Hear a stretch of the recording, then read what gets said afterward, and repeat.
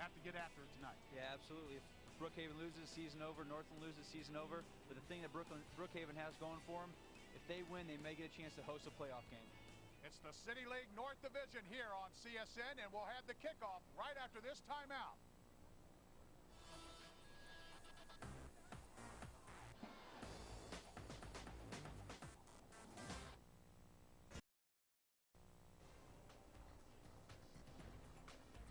CSN's high school football game of the week is brought to you by The Ohio State University Newark, 7-Up, the Central Ohio Technical College, and by the U.S. Army. Well, glad to have you with us once again, everybody. Senior night, the seniors being introduced in front of a home crowd that knows the importance of this game. Northland has won the toss, has elected to receive in a very windy night.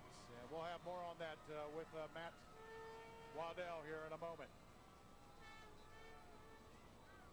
So Ibrahim Marah going to kick off. Back deep for the Vikings will be Brandon Jackson and Andre Brown. Well, the weather's going to play a key, and Matt Waddell, tell us what's going on with the weather tonight. Well, guys, it certainly will. We've been down here, and it's really been swirling, a lot of blustery winds, but every bit of 20 or 30 miles an hour here as we get ready to go. So straight from the west. So as Brookhaven kicks off here, they're kicking off straight into the wind there. So they get a little help as that is drive down to the 5, and this is Turner, David Turner back deep as he brings it back across the 25, and that's where the Vikings of Northland will scrimmage. First down and 10. Coach Tucson and the Northland Vikings coming in with a record of 6-2, undefeated in league play, and so is Tom Blake's Bearcats of Brookhaven. And the City League North, traditionally with Beechcroft, these are the three power teams. And again, Brookhaven, if they win out, automatically in. Northland will need some help, but they're still in mathematically. James Jones, the quarterback, you see his numbers there. You will also see Ben Bennett. Combined, they have thrown for over 1,200 yards and have 12 TDs and only 4 interceptions. You're going to see Coach Tucson mix up the offense quite a bit out of the spread as you see trips here to the near side, single receiver to the far side. First snap, big ball game. Pressure, Jones is going to be eaten up and dropped at the 15-yard line. Coming in was 57, Galvin Bonner, who has 76 tackles and 2 sacks, picks up his 3rd sack there. Yeah, right along with him was Glenn Madison. He comes in 6'1", 273. Big guy right on the quarterback right away. Take a look at the backs and receivers for the Vikings. A lot of people will be running and catching the ball. The offensive line will have to play big. Ruiz, Christian, and Collins there. Collins, the right tackle, the junior. Loss of 13, make it second down and 23. As he works out of the gun, Jones, who is the athletic quarterback with trips to his right. And they're just going to dive over the right side and a minimal run of a couple of yards. Galvin Bonner there again, number 57 there defensively along with Glenn Madison. So both of them have done their job. Let's take a look at the down front linemen. Out of the defense, Wallace, Madison Jr., Big Pen, Caroma as well, the defensive tackle. The linebackers, these guys can play, folks. Harrell, Bonner, and Powell. And the secondary, you remember, Jarrell Brookins had a pick 6 2 weeks ago against Beechcroft. Possession down. They need to pick up 19. The line to make is to 37. Looking to throw. Pressure. And now he's just going to have to throw it away. So a big defensive series there for the big Bearcats of Brookhaven. Yeah, 3 and out. Got Northland on their heels right there, but they do the right thing. Throw the ball away there if you're James Jones, but you look as he's throwing the ball away, you got a flag, and to see what that is. Now we just seen Coach Tucson there. Let's go ahead and tell you our referee tonight, Mark Riley, our umpires, Thomas. Roughing the passer, White, first down. Well, roughing the passer, and that's 15 yards, and you heard it, it's going to be a first down. Our line judge, Chad Bradbury. Our head linesman, Chris Hill, and our back judge is Jeffrey Daniel. So a big, big penalty. Circle that penalty here in the early part of this first quarter, which gives the Vikings a first down and 10. His 5th season. There's his record. And he believes this team will make it in the playoffs here. Has a chance this year mathematically, but he's building a program here, no doubt. First down and 10 out of the gun. Jones is going to hand off. And strung out to the 35-yard line as Wes Edwards giving chase as they were able to corral James Dura, or Travis Birdsong rather, the 5'11", 172-pound junior. Yeah, just a handoff here on the sweep motion, and there's no question Brookhaven's defense is flying around, but you got to go back to that penalty. You got to think about it, Eric. You brought it up, and those are the kind of penalties that it's going to keep Northland around. They're going to keep giving them confidence, of what they did last year, and they won 6-0 last year and took the City League North championship for last year in this exact game. Well, now you had two guys in motion. I saw that. This is not your league. No, I thought they were going to blow the play dead, and the officials just let it go. Well, in Arena Football League, you can have a couple of guys in motion. And legal motion, Canadian. agree, decline. So they'll decline the penalty, and it's only a minimal gain. So it'll bring up a possession down, 3rd down. Let's call it 6. The line to make will be the 44.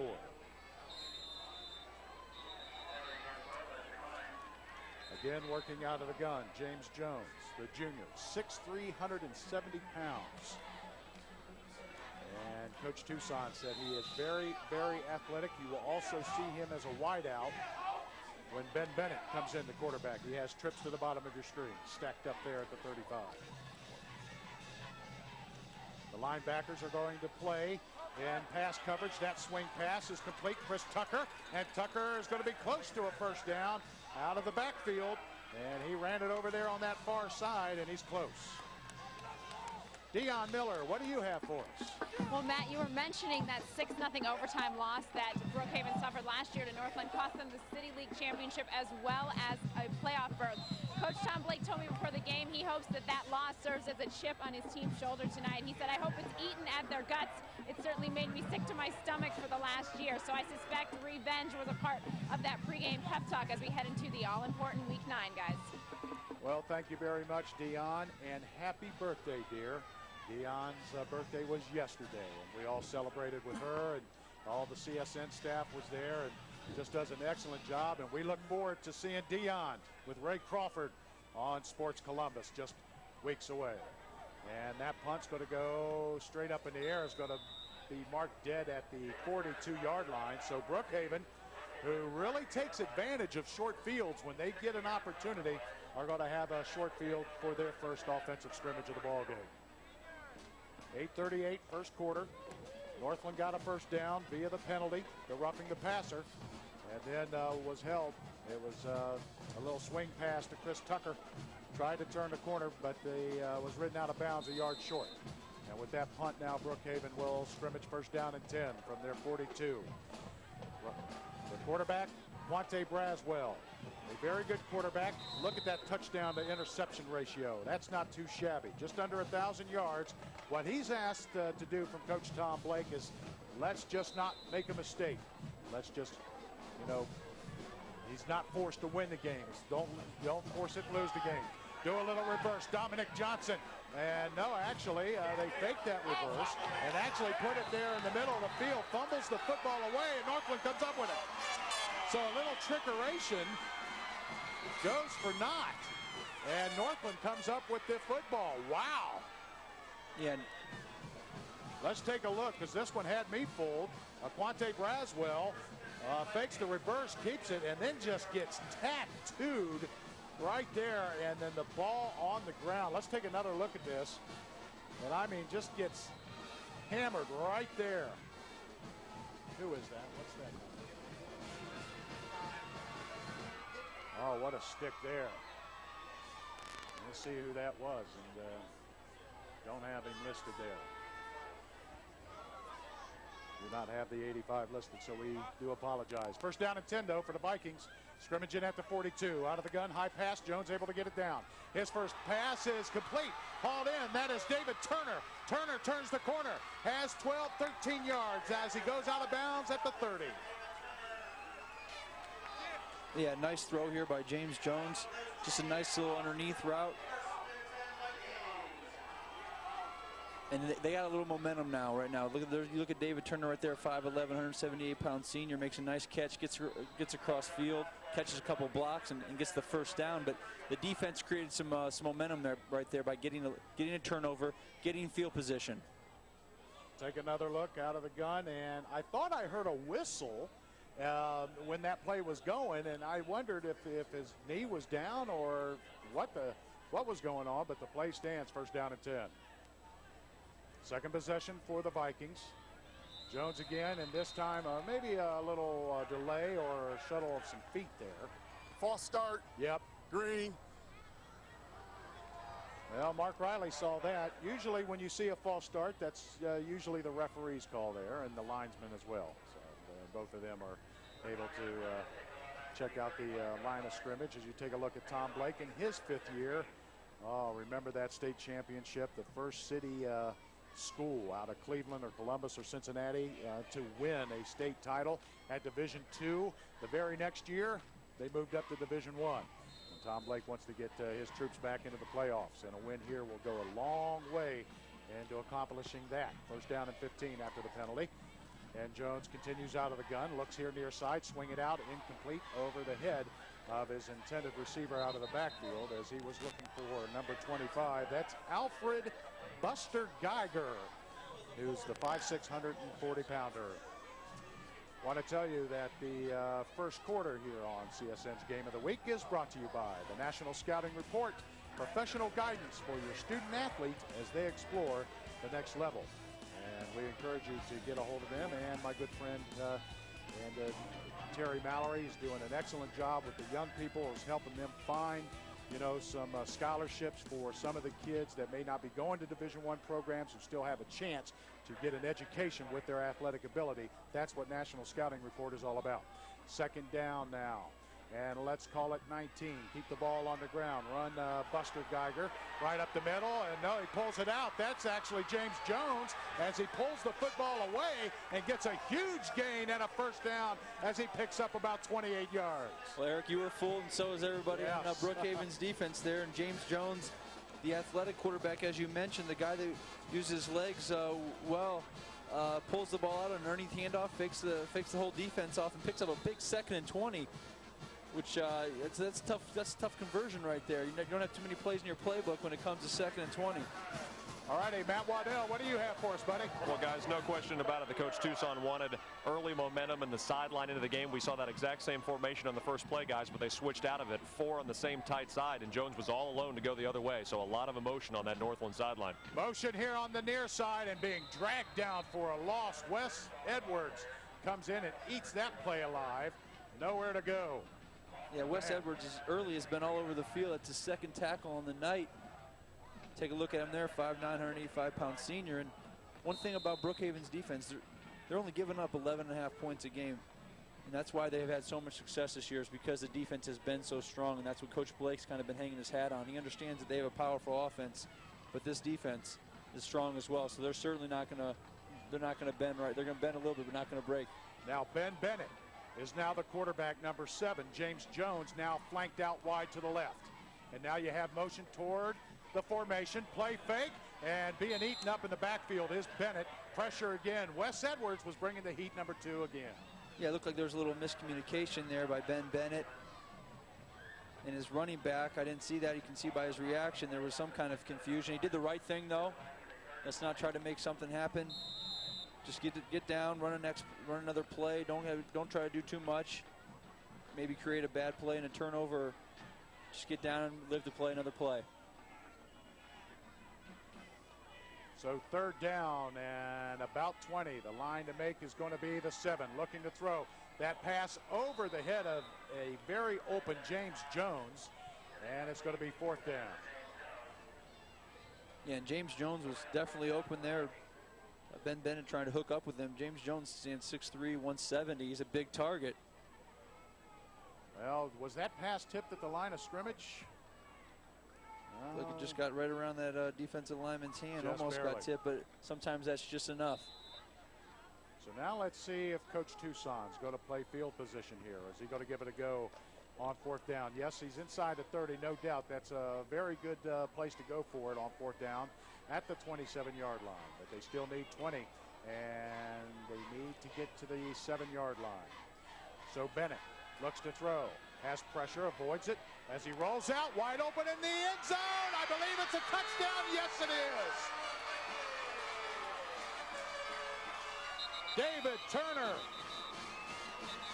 hauls in a beauty.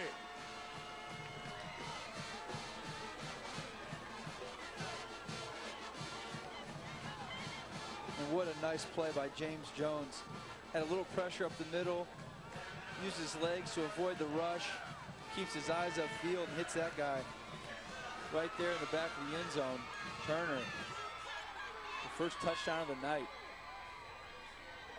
That's his second TD. His longest, Matt, was that of 20 yards. So now that one is his longest of the year, and he picks up his second TD and his 19th reception of the year, and none bigger than this one.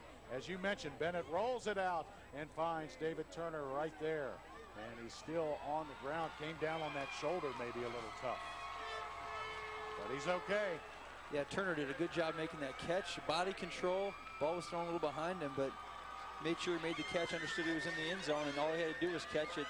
Once he secured the football, it was a sure 6. Now time for our 7th up extra point, presented by Walmart. Benny and Dive set for the PAT as we take a look at the swinging gates. And now they line up for their formation. And Dive, right-footed soccer player, high pass. The hold is true, and we do have a flag down, and it won't count. Dead ball. Defense. Offsides. So thank you, Mark Riley. And now do they just go ahead and kick it again, or they will get half the distance? Will they elect to go for 2, or will they try just to get that 7th up extra point again?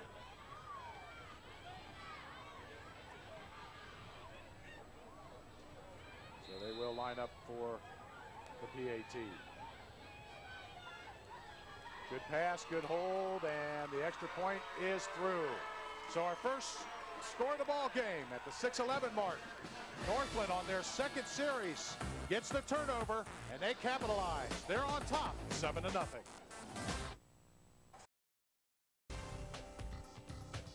Welcome back, everybody, along with the quarterback, Matt D'Orazio.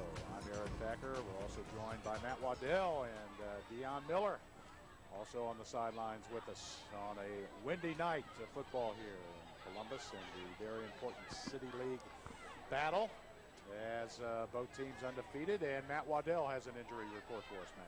Guys, we're very close by here to David Turner as the training staff for Northland working on that left shoulder. As you said, that's the shoulder he came down on that catch in the end zone. This is a real important guy on the other side of the ball too, guys. Leads the team in interceptions with 4 picks from his cornerback spot. So we'll see if he can jump back out there if we're ready to see number 5. But certainly that left shoulder kind of dangling a little bit, holding that left arm kind of careful there.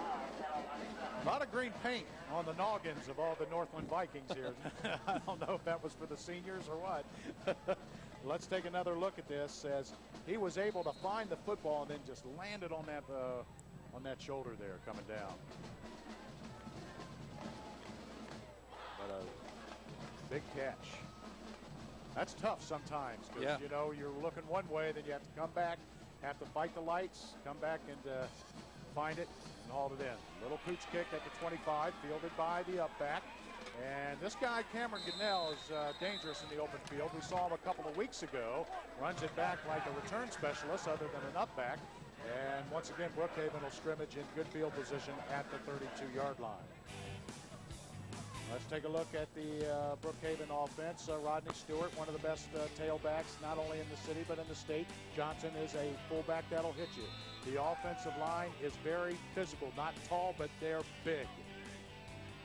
First down and 10. Remember, the Bearcats fumbled it away on a little option as Braswell got tattooed. And now he's looking at first down and 10. This is the first carry. for Stewart over the left side, and he'll bring it out to about the 35-yard line. Good defensive stop there. A host of guys, including Brandon Jackson, who plays both ways. 4-3 defense for the Vikings. As you take a look at Vale, Dante Vale, the defensive tackle. Demetrius Williams as well, the other tackle. The ends are solid. And then the linebackers, not going to blitz a lot, but they will come occasionally. And then the defensive backs have 14 interceptions with that group back there. And in fact, the turnover margin ratio plus 12. Here he comes, Rodney Stewart in between the tackles. And now the Bearcats are going to be looking at a third down as he picks up about 3. And it's going to bring up third down, and let's call it 5. The line to make will be their own 43. Well, this Northland defense certainly has their hands full, but on that first series, obviously creating the turnover is a great start. But Brookhaven's averaging 42.6 points a game on offense, which is #1 in Central Ohio. And so they're going to have to slow them down in some way. And a great way to do it is obviously to focus on their star, Rodney Stewart. Flanked out, Dominic Johnson. Wide to the right as you take a look at one of the best running backs in the area. Now he moves over to the left. Twin backs. As Braswell will take a 7-step drop, set up the middle screen to Stewart, off and running. Stewart has a first down. Stewart is still loose. Stewart down to the 45-yard line as he picks up about 20-plus yards. Well, Rodney Stewart is a threat out of the backfield. A couple of weeks ago, got that swing pass and did something with it too. And he's a threat. So let's take a look at the leading rushers around the area, Matt. Yeah, we've seen 2 of those in the top 4 there, Pete and Stewart, and there's no question these 2 are the cream of the crop. And you look at those yards, and yards per carry is 10.8. He's just a phenomenal running back, and he can hurt you in many ways. He just showed you right there. He can hurt you catching the ball as well. Very good receiver with good hands out of the backfield. First down and 10. Braswell takes a 3-step drop, and that pass is complete to incomplete as he was looking for Kevin Braswell, the tight end who was open. And let's bring in Dion Miller. What do you have? You know, guys, I was talking to Coach Blake before the game about Rodney Stewart. He said he's not surprised at his numbers, 27 touchdowns already. He said the thing that he's most impressed with is his strength. We just saw that on the last play, the last carry he had, carrying people with him. He's done that all season, and tonight he's going to try and carry the Bearcats to victory. Yeah, we made that comparison, Dion, about him and Isaiah Peed. Peed a little bit bigger, but Rodney Stewart is physical as well, and he's going to take this toss, trying to follow the block of Dominic Johnson, and he's able to cut it back inside and picks up 9 yards. But credit Dominic Johnson, the wide receiver, got the first block for number 5 there. Yeah, he did. And you also got to credit just at the point of attack there, Rodney Stewart making one guy miss. And now Mark Riley tells us that there's a face mask on the play, and there it is. Ooh, and he yanked on it too a little bit after he was down. Marquise Williams, the middle linebacker. Well, Deion said he could shake tackles and he can break them too. He's smaller than Pete, but he's physical, and you said that you like him. Oh, yeah, no question. He's very fast from A to B. We were talking to the coaches. He benches over 300 and squats just under 500, so he's a strong guy. Brookhaven on the move now. First down and 10. Johnson in motion to the right. And you have another line of scrimmage penalty here. Dead ball, first start, White. So that'll cost them 5 yards. Well, Brookhaven with a record of 7-1, and oh, what a heartbreaking loss it was to Hilliard Davidson. And it was actually a couple of missed field goals. The difference in that ball game, or they would be looking at a perfect season at this point, but still in a very big battle. Tom Blake has been to the playoffs many times, league titles in 02, 03, 04 when they won the state, and 05 as well. And on first down and 15 after the penalty, you run it on that far side, pick up about 7 yards as Rodney Stewart averages just under 11 yards per carry every time he touches the ball. Matt Waddell, what do you have for us? Well, guys, we're keeping a close eye on number 5 here, Turner on the sidelines, who continues to walk over to the coaches and say, I want back in, and the coaches say not yet until he's cleared by the trainers. Right now we do have Ballard, number 28, in there, who's just a sophomore at that weak side corner over there. So we'll see if that's something that Brookhaven exploits, but we'll see if Turner gets back in there soon, guys. Good point. And Ballard, 5'9", 175-pound sophomore. Oh, big hole and a nice little bunny hop there by Stewart as he picks up about 3-4 yards, bring up third down and let's call it 3. You know, Eric, we saw Brookhaven a couple weeks ago, and we saw what Rodney Stewart did against Beechcroft, scored 5 touchdowns. And the thing about him is, you know, he's quick and he makes guys miss, but we can't forget about that offensive line up front. Those guys are really they give him seams, and they really get a good push. Yeah, that's Dede, Wallace, Prentice, and Madison, and Bonner. And now you have the tight end that moves over to the right. This is an ISO and a cutback, and this time wrapped up and stopped at the line of scrimmage. And you take a look at Brandon Jackson, number 4, but he had some help as well. I think it was Demetrius Williams, senior, got in there, made a nice play. Yeah, he wrapped him up, and he couldn't break free. Yeah, let's take a look. And this was definitely a sure tackle. That strength right there. And you're right, Demetrius Williams, 6'2", 240. Coach Tucson believes in the weight room. He has 5 kids that lifts over 300 pounds. And has one that was second in the state in the power lift. And straight ahead on 4th down and 2, no doubt Bearcats going for it. And they are going to get it. Yeah, and like you said, no doubt Coach Blake sent the play in, did no hesitation. We're going for it. We got one of the better backs in Central Ohio. Let's get some push and let's go for it.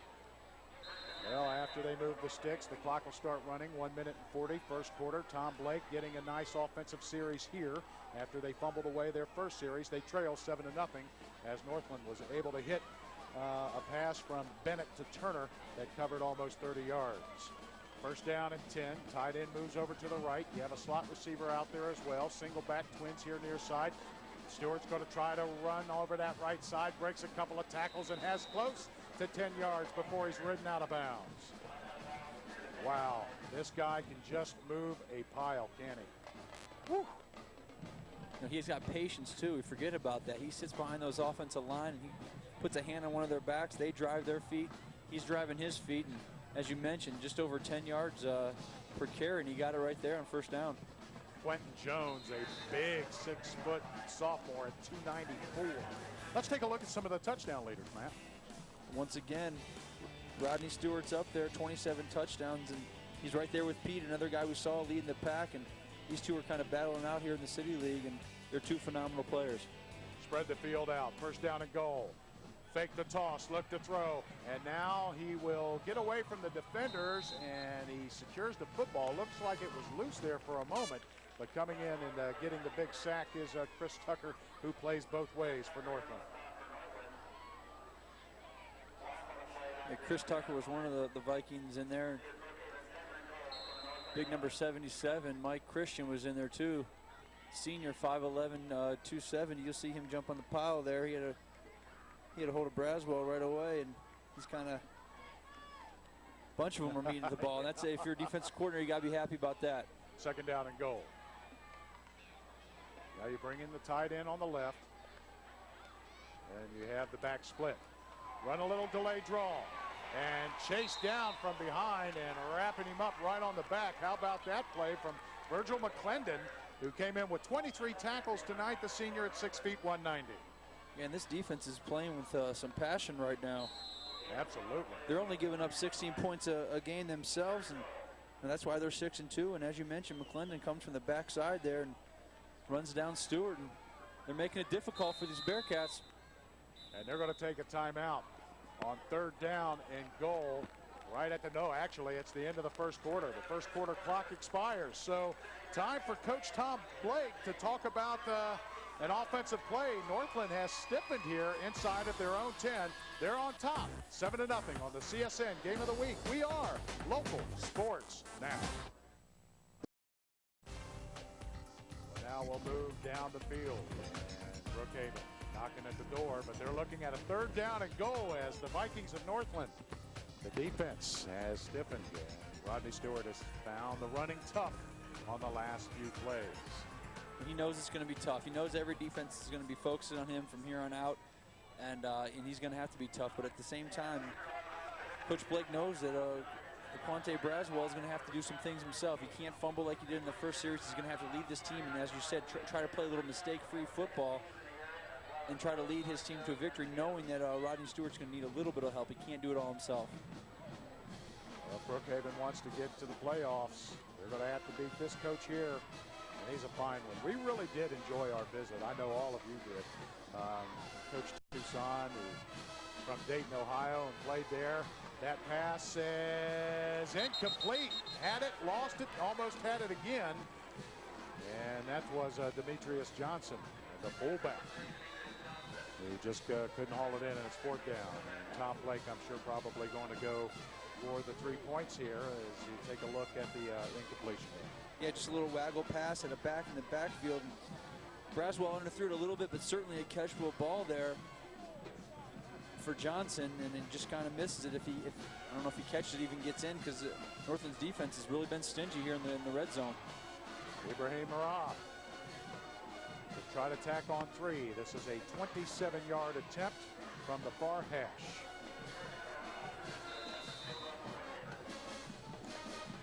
Out of the hole, Hassan Coleman. And the kick is up.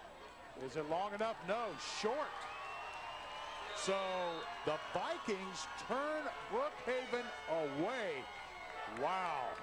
Big stop there on the second play of the second quarter. Eric, you got to be fired up if you're Coach Tucson and the Vikings. They won the first quarter up 7-0. They come out, they hold the Bearcats right there in the red zone, hold them to a field goal, which looks like they might have a chance at a little chip shot there. It goes off the foot of the kicker a little bit short. So definitely in the driver's seat right now are the Vikings. Let's bring in the very classy Matt Waddell. Well, guys, I tell you, that's straight into the wind right there, and that kick just didn't go anywhere. As soon as it was straight off his foot, straight into that west breeze, and that kick just didn't have any oomph to get through the goalpost at all. One thing we can tell you guys, second injury to a starter on Northland, number 21, Lyndon Walters, getting his right ankle worked on down here. So now number 5 and 21, we'll keep an eye on both of them for you. Absolutely. Thank you, Matt. You weren't lying about the win, was he? No. Because Moroccan kick. He's got a very strong leg. Well, our high school football game of the week here on CSN. Again, glad to have you with us, along with Matt Waddell, Deion Miller on the sidelines. The quarterback, Matt DeRazio. I'm Eric Thacker as we welcome in this week number 9 as the weather now beginning to turn a little bit. Although it's going to warm up the next few days, but then midweek next week, 50s. It's about time, Eric. Second down and 5. And this is Jones. And Jones's pass complete to Andre Brown. And Brown's going to be close to a first down. He may be a yard or so short. Yeah, nice ball here by James Jones. And trying to get the ball to Andre Brown is a good thing. The senior wide receiver's got over 350 yards receiving at 18 yards a pop and 6 touchdowns. So we should expect to see him give quite a few balls his way. Another good pitch and catch there. Yeah, they've got guys that can catch pass. They have a lot. You're going to see a lot of different people receiving the football and running the football. Sure, they got some for the Vikings. Yeah, all over the field. Now they have a third down, and let's call it the length of a football. And here comes that motion. You never know what they're going to throw at you. What a cutback. Oh, was that David Turner back in there? He's back in, Eric. Wow. He's playing hurt. Yeah. And what a cutback at the line of scrimmage, and he continues his performance of this first half, and a big run there will keep the drive alive for the Northland Vikings as we take a look. Watch this move right there. It's a nice move, especially knowing what the down and distance is. If you know you only have to get a couple yards, there's no sense in running east and west. You run north and south. As soon as you see some daylight, and that's what he did. The key is to keep the chains moving, and that's what they've been doing for the Vikings. Jones out of the gun. Stacked trip receivers to the bottom of the screen. High pass, able to get it down, give it to Chris Tucker, and Tucker's going to be stood up and wrapped up, and then he's going to be slung down. Coming off the pile, a couple of Brookhaven guys there. And sorry we missed that tackle who wrapped him up. Chris Tucker shows some toughness there. 5'8", 180-pound senior. He's got 7 touchdowns on the year, and he was stopped behind the line of scrimmage, but he was fighting forward, made a couple cuts, dragged a couple guys, and made a play out of it. That was Christopher Thigpen on the tackle for Brookhaven. Second down and 8. Jones rolling. Now he has pressure in his face and has to throw it away as he was looking for Ben Bennett, the other quarterback who was flanked out as a wideout here on the near side.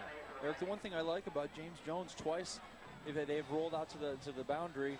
Twice there's been no one open, and the smart thing that he's done is thrown the ball away. He's a junior quarterback, and this is his first year getting some playing time at the starting position, and he's made 2 great decisions. And what that does is that gives your offense confidence and gives the coaches confidence to call the right plays, knowing that they can trust you to make the right decisions. Well, they need to pick up 8 yards here. The line to make the 44 on 3rd down and 8. Again, stack up the trip receivers here. They'll move that formation around, giving chase. That's Thigpen, and that pass too tall and out of bounds as he was looking for Andre Brown, and Thigpen was on his tail. Definitely trying to hook up with Andre Brown. He had some attention around him, of course, because he does have those great stats, 6 touchdowns on the year. But once again, even though it was another throwaway by James Jones, smart thing. Let's punt it away. You're still up 7-0. Make Brookhaven drive the length of the field, so they're playing smart football. Well, David Turner for his first punt. And back deep. Well, that's something you don't see very often. Off the side of his foot and out of bounds here on the near side around the midfield stripe. Well, that was kind of caught in between right there. Right. David Turner knew that if he proceeded with the punt, we had a good chance of getting blocked. So he tried to pull it up, and then the next thing is going through his mind is I might break this one for a first down, but he saw that there was that wasn't going to happen. He tried to just do what he could do and get the punt away, and nevertheless they gained some ground. Still picked up a few yards though. Dion has something for us. Guys, during that last series when the Bearcats offensive line was setting over here, coaches were telling them to be patient. They're trying for the big play too quickly. Wait for the opening and let it happen. So hopefully that will help here on this next drive as they try to answer and get a touchdown. Well, now Braswell goes back to work underneath center. Twin receivers near side. And he's going to play fake to Rodney Stewart. They're going on a big fly pattern. Open is the fullback as he hauls it in. No, that's John Bays, the wide receiver. Bays breaks free inside of the 10. And Bays out of bounds at the 5-yard line. Oh, my, what a big play. Yeah, and good call by Coach Blake. That's what the coaching staff come together. They make an adjustment. They see something, and they know they're going to run something next series. And what they did right there was a little play-action pass to Bays. And Braswell threw the ball right on the line, which he had to do to beat that safety from getting over there. And Bays, just after he makes this catch, just makes an unbelievable individual effort by making a couple guys miss, breaking some tackles, and gaining some extra yards after the catch. Brookhaven now attacking. First down and goal from the Vikings 6. Trailing 7-0, 9:06 remaining second quarter. Both teams undefeated in league play. Brookhaven, if they win tonight, next week they're in the playoffs. Northland, if they win out, will still need some help. Big series here. The last time that Brookhaven was inside the 10, the Vikings held them off the scoreboard. And they couldn't convert. You heard Matt Waddell talk about the wind, and it knocked Ross kick down. I mean, he couldn't get it there. Working the left side. There's a big hole. Can he bounce it outside? Rodney Stewart may have the corner, and he's hit right out of bounds before he crosses the plane. Whoa. That was a defensive stop there that saved the touchdown.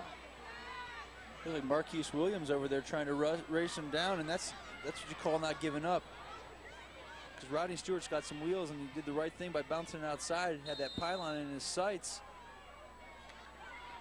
Oh, that's a good tackle. Head in front, just the way you're supposed to do it. And that's a cornerback, folks.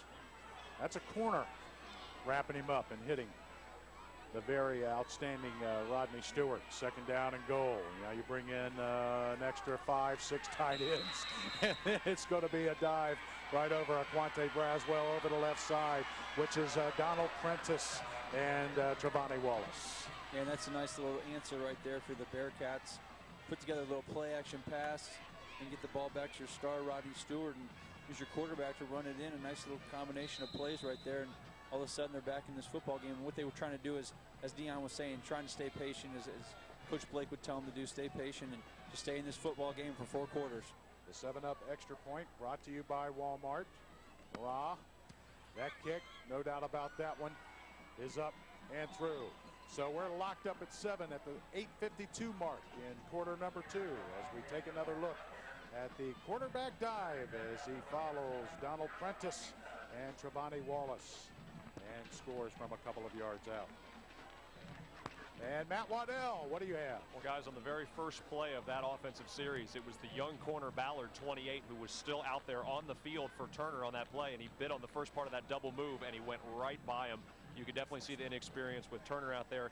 He's not only a guy who never leaves the field, he's got 4 picks on the season, so they're trying to get him a rest and get him some reps on offense and defense, but he was not on the field for that big play, and it cost him.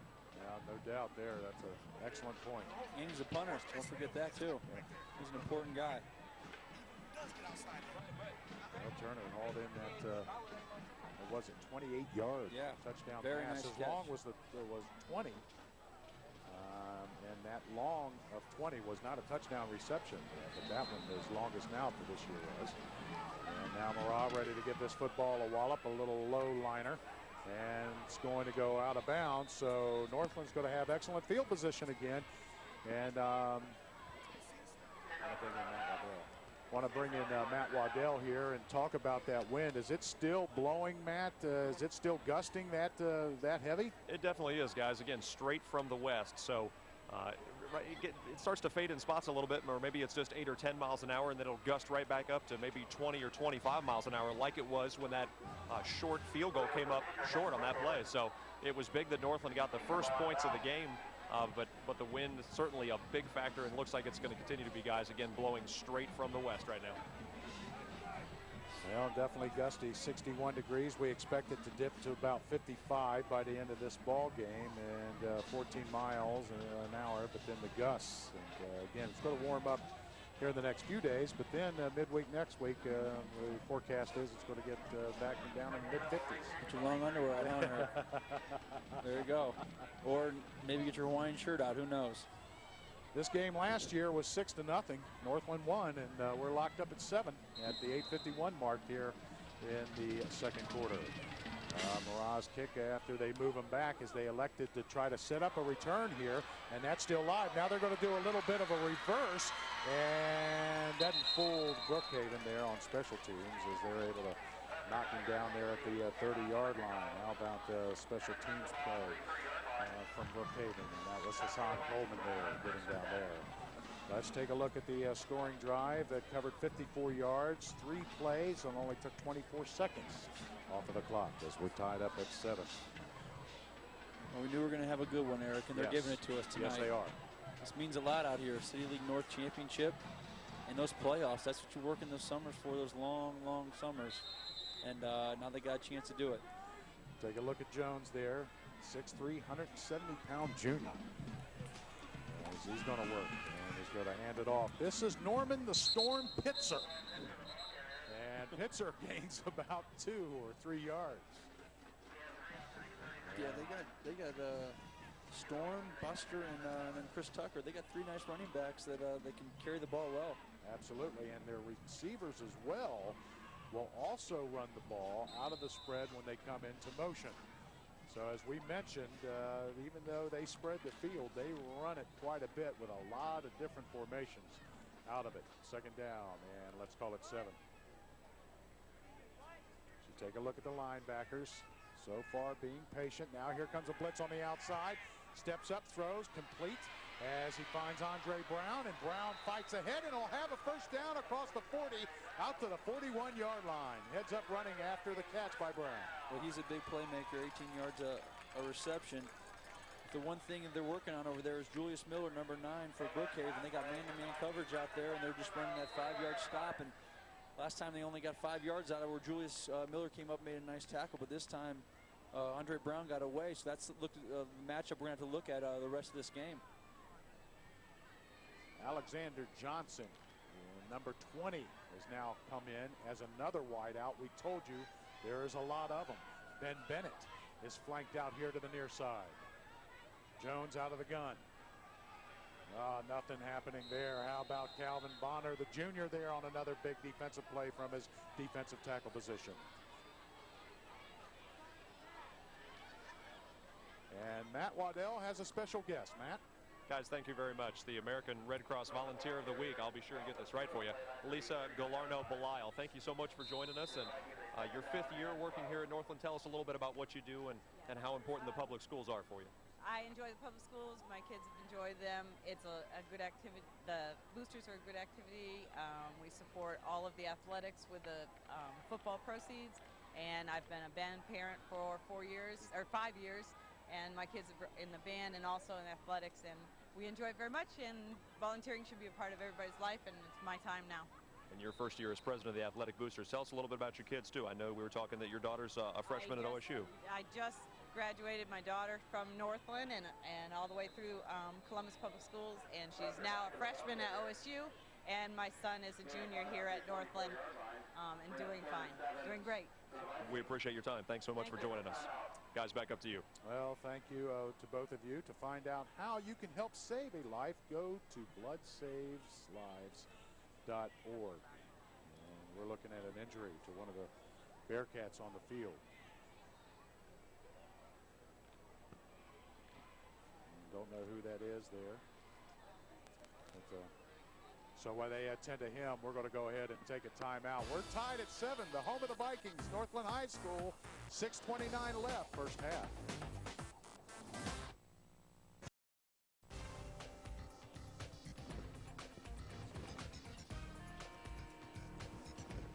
Welcome back, everybody. Let's bring in Deion Miller that has an update for us.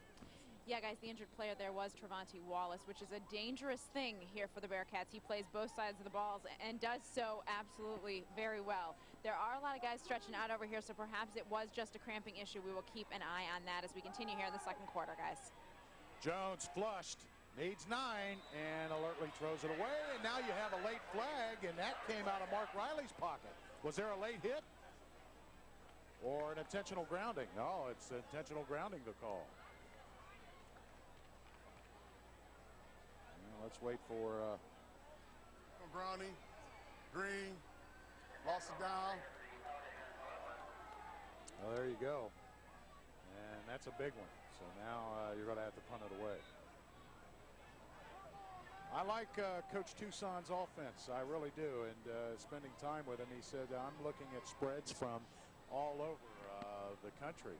And in fact, my good friend Bobby Bentley, who is the head coach of the Presbyterian College team down in Clinton, South Carolina, he said he was interested in Bobby Bentley's stuff, what he used to run at Burns High School, who won 4 straight titles there at South Carolina. So he is he's not afraid to implement everybody spread offense. So now forced to punt here on 4th down after the grounding penalty.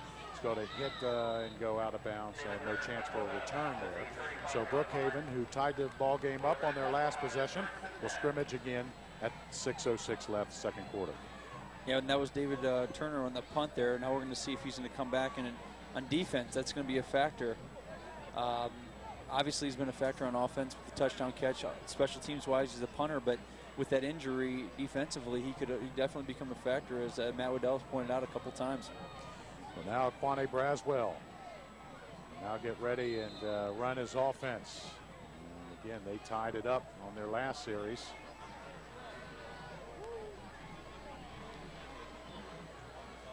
And they'll have twin receivers to the far side. And give on the belly, and only good for a couple of yards. And we'll take a look at see who's coming off the pile there. And number 8. Or check that. I missed that one. But Matt Waddell has something for us, Matt. Guys, update for you from down here, and it's a number change, too. You were talking about 85 before, who we had listed as number 80, Javon Cornley. Big number 85 out there, 6'5". Interesting story with their family, too. His older brother, a starter on the Penn State basketball team. If you hear about Ohio State and Penn State and heard about Jamal Cornley, that's a guy who's played, and it's his younger brother here, and he's by far the biggest guy on that defensive line as far as size. So we'll see what big nuts the 6'5" Cornley has for us to guide, but a lot of athletic ability in that family. No doubt. And Rodney Stewart. No, it's a play fake, and faked everybody out. They come right back to Stewart on a wheel route. Or wait a minute, I was all confused there. No. That was Braswell. Okay, that was Kevin Braswell. Because I said, now wait a second, he's not that fast. I'm sorry, he was on the far side, and he came back. I saw the 5. It's like, I'll tell you what, okay. Eric, when you're getting confused, so are the defenses, and so that means that play is working. And so right there was Braswell to Braswell, but there's no question Rodney Stewart is getting a lot of attention. That's why they're play action into him, little boot action, little tight end drag, and that's Kevin Braswell with a big gainer for first down. Single receiver is Johnson on the far side as you take a look at that replay. Trips here to the near side. We're going for the fly again. This time looking for Adrian Ferris, and overthrew him here. I like that on first down. Just a little 3-step drop. Try to get your speedster up the sidelines, and looked like Braswell just put it a little bit too far out of bounds, but definitely getting Ferris a chance. He's a little 5'8", 156 pounds, but he can scoot. We saw Ballard there just a few seconds ago. Coach Tucson going back to Cornley, and Matt Waddell was talking about 6'5", 210, and we heard Coach Tucson say that anybody that comes to visit the school, and when they see him, they're like, who's that? What's he about? Because that's a frame that you can add some pounds to. Stewart trying to turn. Oh, look at that. That's just athletic moves. And then the toughness. Remember a couple of weeks ago we said, can he be tough in between the tackles? And he answered us there, and he answers it once again. Yeah, he takes some big hits, and he gets back up, gets back to the huddle, and keeps on running hard. In fact, as the game goes on, he gets even stronger. And the one thing I like about him, he makes it right here. You see, he makes a cut on a dime and takes a guy with him. But the special thing about him is he's not like a real flashy guy. He just kind of is got a business-like attitude. He gets back to the huddle, he runs his play, and the next thing you know, he breaks a long one off on you. 3rd down and 3. Fullback this time. And that is good for Demetrius Johnson, and he'll have a first down as he bangs inside the 30, right at the 29-yard line. And I know you like those fullbacks. Yes, I do, and I like to see him carry the ball every now and then, and Johnson is an excellent fullback. Let's take a look at our T-Mac hit of the half. And right there, Braswell. And then he just got popped, and then the ball came loose as Javon Cornley was there to separate him from it. First down and 10, looking big again in the middle of the field, hauled in at the 5 and in the end zone to score touchdown. How about that? Darrell Byrd. And that is a well-executed play and a timely call there by Coach Blake. Darrell Byrd, we haven't heard much from him this game. For one, 2 weeks ago against Beechcroft, so you're not game planning for him much, and you play action to Rodney Stewart. Once again, you send Darrell Byrd right up the middle of the field, and he's wide open, and all Braswell has to do is not miss, and that's exactly what he did. Yeah, Darrell Byrd was wide open there in the middle of the field. Time for the 7-up extra point, brought to you by Walmart. Ibrahim Marah, and he'll put the 14th point. No, I thought he had it. He missed it. So that could be a huge missed extra point there. And our new score is 13-7 as you take a look at the big touchdown to Darrell Byrd, the junior, who was able to work open in the middle. But on top by 6 now, 13-7. We said that special teams could play a factor in this one. Brookhaven has excellent special teams in their kicker and all, but again, kicking into that west wind that Matt Waddell was talking about. It may not be blowing much at the ground level, but once you get a few feet up, then it's really gusting, as I can see the treetops blowing quite a bit. We had no overtime game last year in this game. Eric, I know you like to predict a few things. Is we going for overtime again in this game? Well, we might, and it may come down to a 2-point conversion attempt by Brookhaven if they have to get a touchdown to catch up. Let's see. Never know. We said it would be an exciting one, and it has promised. It promised to be an exciting one, is what I'm trying to say, and it is just that. That's a live football. You got to cover it, and not too bad field position there. David Turner hauled that one in and runs it out of bounds here at the 24-yard line. There's no question Northland's offense has got to put together a couple of first downs, potentially move the ball across midfield and get something going here. They started off strong. They had that first quarter that was definitely that went their way, and now they've got to get some momentum back because Brookhaven in these last 2 series has had their way with the Vikings. Yeah, their second possession, they were able to move down the field, and then they missed the field goal, and then they scored on their last 2. Kind of wonder why would you field that, you know? But again, it's a live football, and that's what you call in-betweener. That's a tweener. If I don't go after it, you know, I risk somebody coming on top of it and getting possession.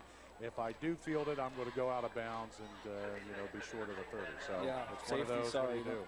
That ball might take a bad bounce and check up, and you're not on top of it. So after the gain of 3 there, 2nd down and 7. And the clock running at 3:09. Ben Bennett back now in. at quarterback. So where's James Jones? Yep, he's here on the near side. Bottom of your screen, number 9. Linebackers are coming to blitz on this play. They bring the pressure. Hitch pass incomplete as he was looking for Jones on the hitch. Yeah, that was Jones on Julius Miller of Brookhaven, and Ben Bennett had trouble with that snap. Looked like he bobbled the snap, and with it being such a quick route, it's tough to get that ball in your hands. And as he bobbles it right here, he has trouble probably finding those laces and delivers a low ball. And you gotta get that snap. That snap is crucial. The fundamentals. Well, and the fact that Brookhaven was bringing a couple of guys on pressure, you know, and didn't have time to really set up that throw. Again after the bobble. Spread the field. Twins to both sides now. Clock stopped, 2:54. And possession down, 3rd down and 7. And a timeout, Northland. And a very important play here because you mentioned, Matt, the last 2 possessions that the Bearcats have, they found points. And Northland needs a 1st down. They want to keep possession of this thing here in the 1st half. If they don't score, they still want to be able to run out the clock. Well, Division III football action continues on CSN this weekend. Saturday, October the 20th, the Capital Crusaders travel to Otterbein to take on the Cardinals. And on October 27th, see the Raiders of Mount Union as they take on the Capital University Crusaders from Bernlohr Stadium. The game airs at 9:30 Saturday, again at 7 p.m. on Sunday. D3 football, baby. Absolutely. I like that. Oh, no question. We had a good one last week in Denison and Ohio Wesleyan. Yeah, you did an excellent game. Good to see you calling that that Division II action, man. I know it's got to be fun for you, or Division III on that one, yeah. Very good football. And some of the best in the country right here in the state of Ohio. A couple of different leagues are very good. The line to make the 34. And a comeback route is hauled in by James Jones, and he has a 1st down. So they knew right where to go.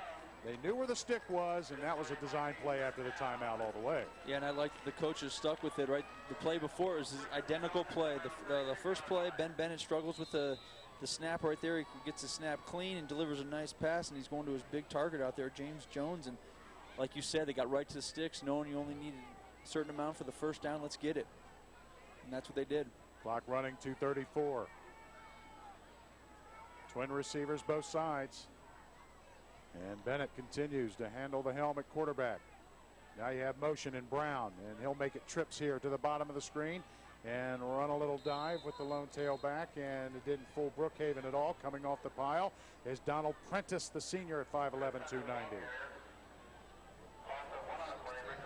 Yeah, and Wes Edwards has been all over the field. Number 2 for the Brookhaven Bearcats he's flying around. He's up at the line of scrimmage. He's backing off of that linebacker position, and he is either making the play or he's causing something bad to happen for that offense, and he's just flying around. We saw him against Beechcroft 2 weeks ago do the same thing, and tonight he's having a heck of a ball game as well. 2nd down and 10. And again, spreading the field out. And Brookhaven stays in their 4-3 package. Again, motion toward the formation. So it's trips, and then we have a whistle and a flag. And it may be a delay. And that gives me a chance to tell you that all of the Buckeye Delay fans. game. Green. Thank you very much, Buckeye fans. Tune in each and every Wednesday at 10 p.m. for Buckeye Football Express.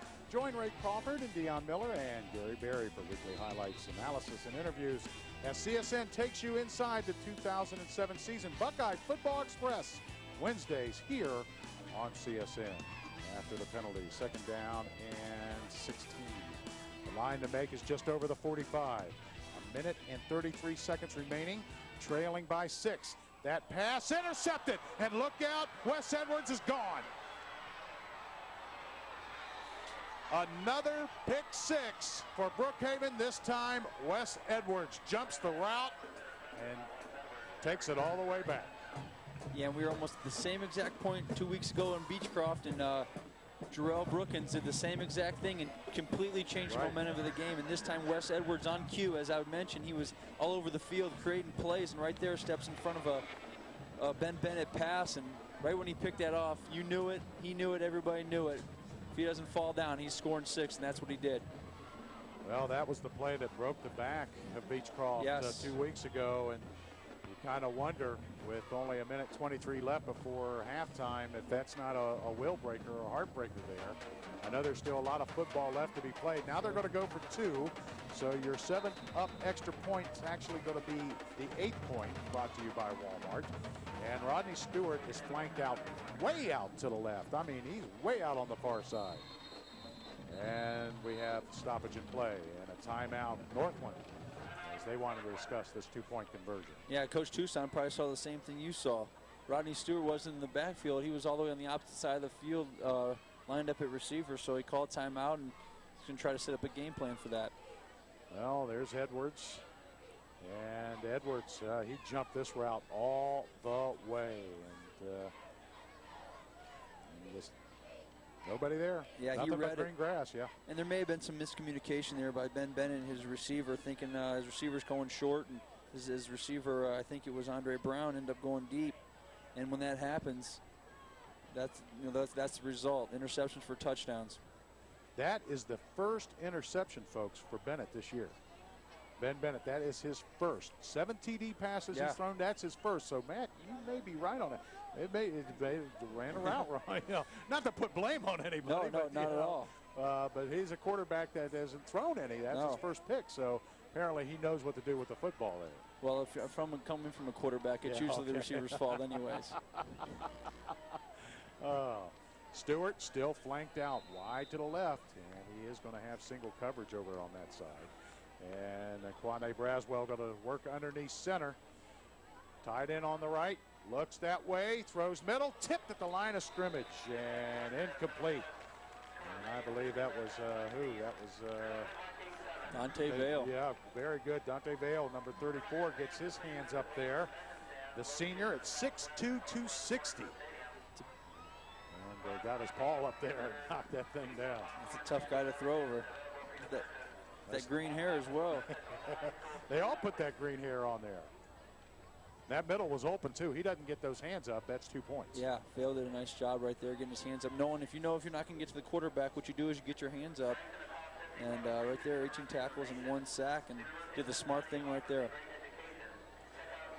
So now that's 2 extra points that go for naught. And so that gives a little bit of momentum back to the Vikings, I'd say. So, only trailing by 12. And let's see if there can be a good return here for Northland. See if they won't have enough time to march down the field here. Chance to field this kickoff. His momentum almost toppled him over as you take a look at Turner. Turner ridden out of bounds by Darryl Powell. And with 1:17 left, good field position in which to scrimmage first down and 10 right around the 35. And the one thing you think about with the Vikings, as you mentioned, they have a lot of formations. They're always out of the shotgun. They have potential to run the hurry-up 2-minute offense. And in this scenario, with 1:17 left and a lot of weapons, that's exactly what they'll do. They have 2 options at quarterback, James Jones, Ben Bennett. Obviously, Ben Bennett coming off that interception for a touchdown. But, to get a little confidence back, you're going to speed things up here and try to move the ball down the field and see if you can't get in scoring position. Now Jones back into quarter, and let's see if he doesn't look for Bennett here on the near side. Now they're going to run, and you're not You're not going to run away from 55, Donald Prentice. Just not going to do it. That's 5'11", 290 on your back. You're not going anywhere. No, once he gets a hold of you, you're going down. You can only carry him so far. It's a strong kid. No gain on the play. 2nd down and 10, and the clock will run since it was a running play. They all put that green on their hair, all of them. Oh, yeah. Senior night, anything to get fired up. Worked early, worked in that first quarter. Sure did. Now they got to find a way to make it work in the 3rd and 4th. Still in the ball game. 40 seconds remaining before intermission. And Jones quarterbacking. And this is Storm Pitzer. And Pitzer nowhere to go and stopped again. Chris Thigpen. Sorry, Eric. That's all right. Defensive end, the junior at 6 feet 204. Oh, you gotta like it. You got Glenn Madison right there, but Chris Thigpen, what he did was played assignment football, and that gets me excited. Not going for any fakes, knows what he has to do. Sat there his defensive end position and made it a great play. That could be the last play of the first half. As a matter of fact, the Vikings are going to let the first half clock run out. So we've played 2 quarters of football in the City League North, and it's 19-7 as Brookhaven really opened it up. Northland was in this game and still are in this game, but in the first quarter, it was Northland that had most of the momentum. Brookhaven took over the momentum in the second quarter, but a couple of missed extra points on special teams could loom large in the second half. And Dion has Coach Tom Blake standing by. Dion, take her away. All right, thanks, Eric. Coach, you were concerned before the game about the big play. Less concerning when it happens on your side. How big was that interception return by Wes Edwards? Oh, that's a huge play. You know, we're trying to figure out how we can stop the clock, get the ball back, try to score before the end of the half, and then he turns around and does that. I mean, I know that takes the wind out of their sails. But like I said, at the beginning of the game, we had an opportunity to stop them, and we had a turnover and we had a penalty, and you can't do those things in this ball game. We're lucky to be where we are right now. Yeah, in light of that, are you pleased how your team responded there in the second quarter? Oh yeah, they didn't give up, and I knew they wouldn't. And they're playing hard. They're a good football team, so we have a lot of football left to play. Absolutely, Coach. Thanks so much. Guys, back to you. All righty, Dion, thank you very much. Your first half thoughts there, Matt. Well, no question. Northland had control after this first quarter. They offense was moving the ball. Defense created a turnover, and for a moment there in that first quarter, Northland definitely had control of the game. But obviously, you know, there's more than one quarter, and Brookhaven, the team that they are, they responded. But once again, there's 2 more quarters, so let's see if Northland can fire it up and you make a ball game out of this. We're at halftime, 19-7. Stay tuned. We'll have both bands perform for you here at intermission on CSM Local Sports Now. And as we take a look, the first downs for both teams, the same at 53. Rushing yards, 10 yards better for Brookhaven, and they did dominate in the passing yards as well. So they have 50 more yards in total yardage, 164 to 114. Third down conversions, 1 out of 3 for Brookhaven, 3 out of 5 for Northland, and both teams turned it over. Brookhaven's, Northland couldn't do anything with it, but it was the pick 6, so that turnover ended up being 6 points for Brookhaven. So I'll take a look at our stats there. Now let's go ahead and take a look at those first half highlights, beginning with the defense of Northland. They came in and Cornley separated him from the ball, and they turned it over, and Northland took possession. Was unable to do anything with it on that possession, but then comes back, and in this huge pass there to David Turner, who kind of fell on his shoulder when he hauled in the touchdown, but he was okay. Brookhaven comes back, and this was a beautiful design play as they were able to find John Bays, and Bays kept running inside of the 10 down to the 6-yard line. And then they were knocking on the door from there, and then calling his own number, Aquande Braswell, over left guard and left tackle Wallace and Prentice, and got their first score. Then they come back on their next possession, and Darrell Bird right there in the middle of the field as he breaks the plane and beats Brandon Jackson into the end zone. And then Northland here is the pick 6 as Wes Edwards was able to jump the route, hauled it in. There was nobody over there, and you see the frustration there of Ben Bennett, his first pick of the year. And Matt Waddell has Coach standing by. Matt? Eric, thanks very much. Coach, obviously the start you wanted to with the first score, but they had the big plays after there. What'd you tell your guys at the half? I told our guys we just got to keep fighting for 4 quarters. The second half, you know, we're a second half team. We're going to just come out, look to take it one play at a time. Every guy, 11 guys, do your job on each and every play, and we'll have success. Appreciate your time. All right, thank you. Thank you, Coach. Appreciate it. Coach Tucson, guys, up to you. All righty, thank you very much, Matt Waddell. Let's go ahead and take a timeout. When we come back, the start of the second half between Northland and Brookhaven on CSN Local Sports Now.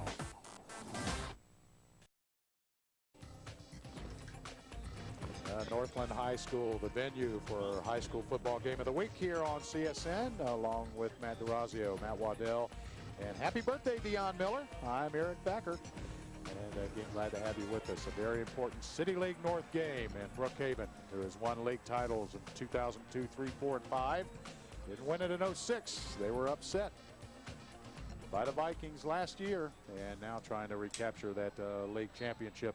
More importantly, you know, get to the playoffs. And I think Division I's wide open. I think Division I is wide open. Let's go ahead and take a look at those computer rankings. Hilliard Derby, there's no doubt. They're just performing so well. Pickerington Central is a very scary team. Remember, they moved up after winning the state champ, or playing for the state championship, I should say. They lost to Piqua. Dublin Kaufman there at 23.26 points. And you see Brookhaven there with the record of 7-1. So if they lose, they're out. It's just as simple as that. Only the top 8 go. And now take a look at the league standings. And Northland, they have a mathematical chance here.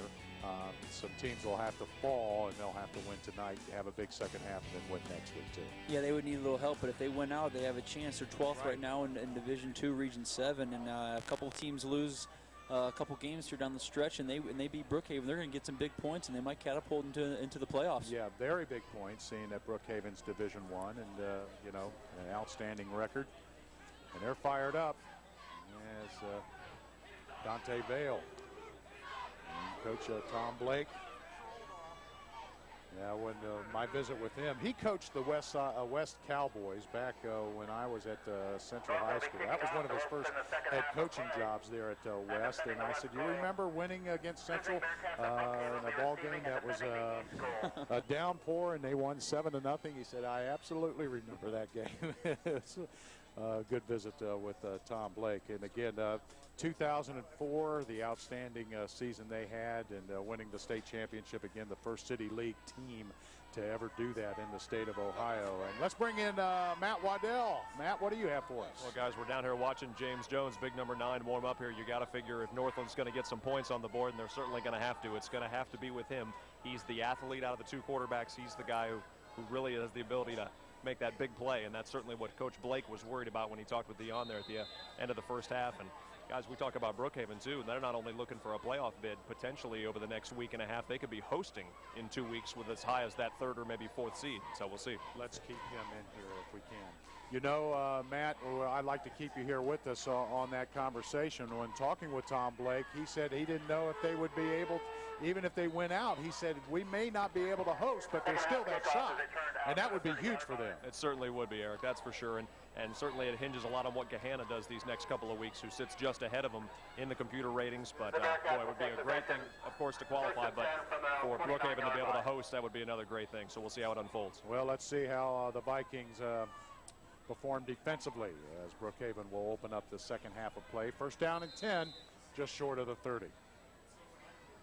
Coach Tucson, I like the spread offense because he's doing more with the spread than what other spread offenses are. They're trying to confuse the defenses. And he's a defensive guy. And no doubt, first snap, give it to Stewart. Second half, big hole, rips off 11 yards. And if he's not tripped up there, he's still off to the races. And I was just going to say, Eric, that for the most part, the Vikings have kind of held him in check in the first half. And it was Braswell who hooked up on 2 long passes, one for a touchdown, one that set up a touchdown.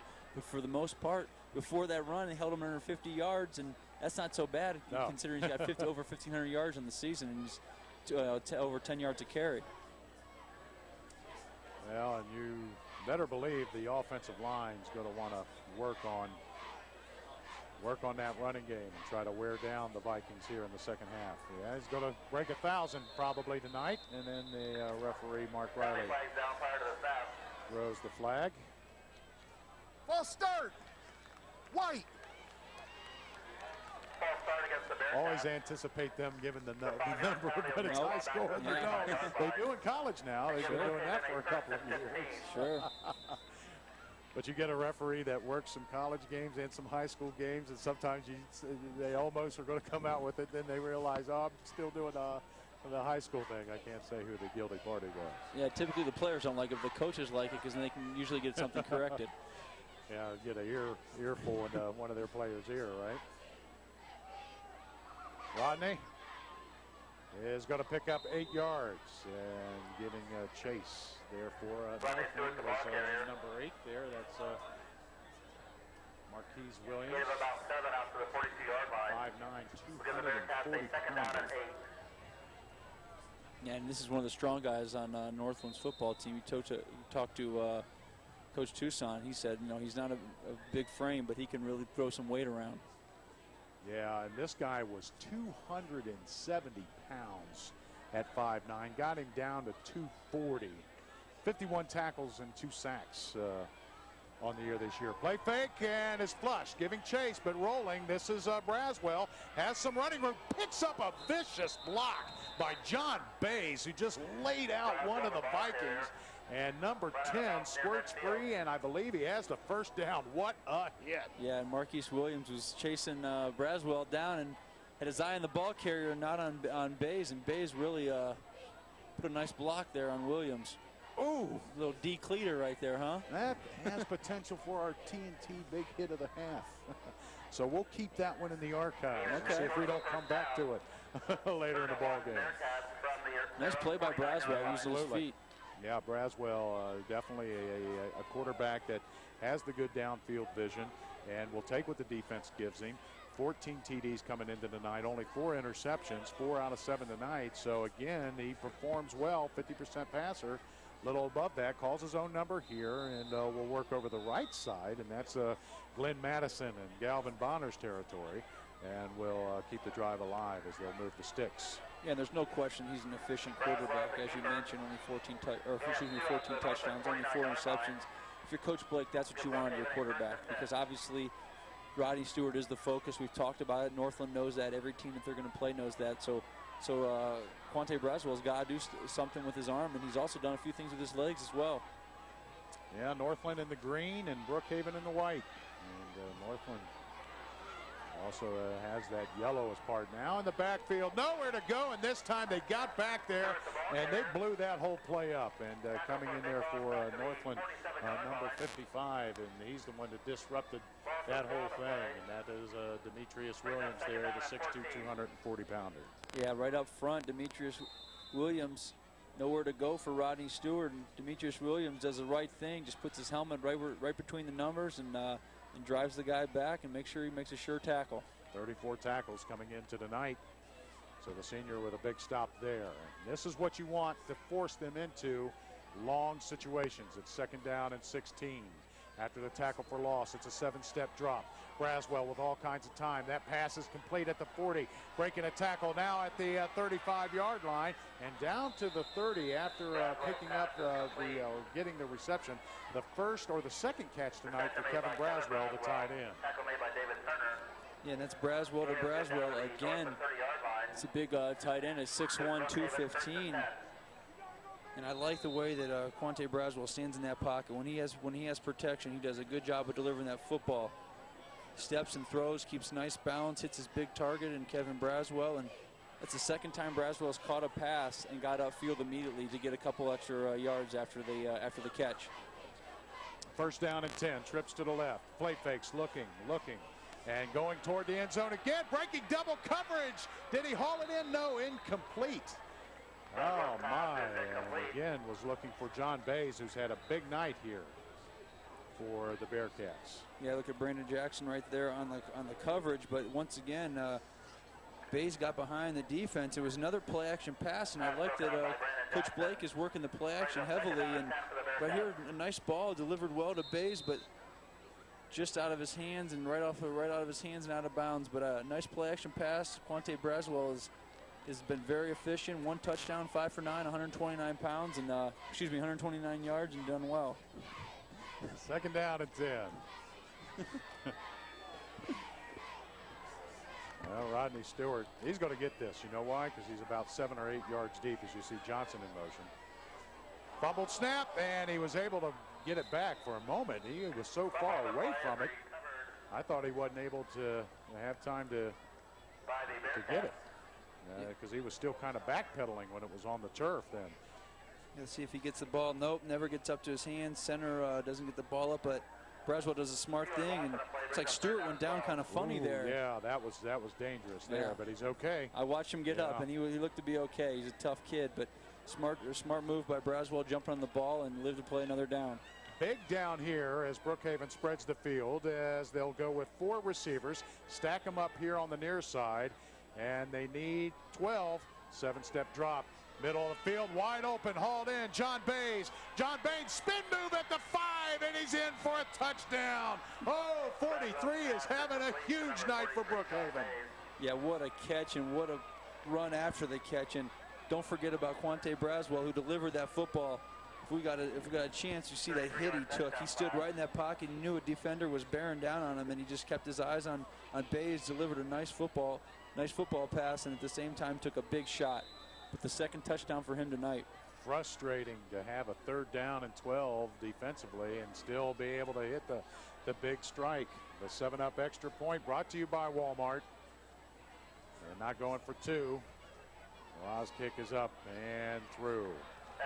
So the first score in the 3rd quarter, and our new score is 26-7, and Brookhaven looks to be rolling now. And John Bays having a huge night for the Bearcats on his second big reception, and takes it all the way in for the score. Yeah, and one thing that the Bearcats are doing, they're taking advantage of that middle of the field. That's the second touchdown up the middle of the field. They're getting those safeties wide and that 2 deep, and Braswell's looking off the safeties. The safeties are getting wide and right up the middle of the field to receivers, and that's the second touchdown pass. And we talked about how Braswell's going to have to step up to be a factor in this game and lead his team because of the fact that Rodney Stewart is drawing so much attention. There's no question that Braswell has answered the call.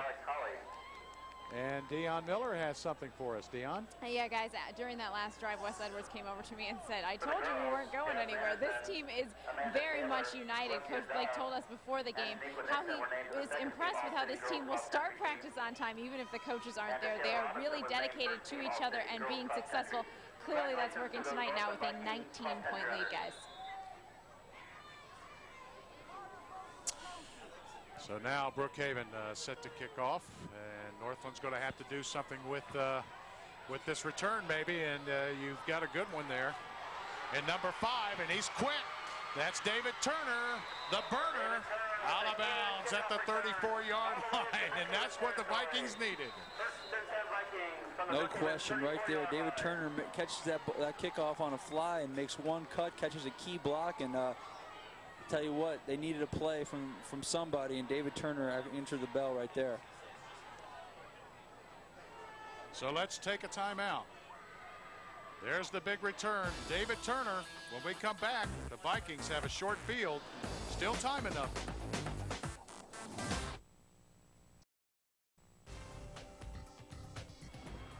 First down and 10, and this is Alfred Buster Geiger.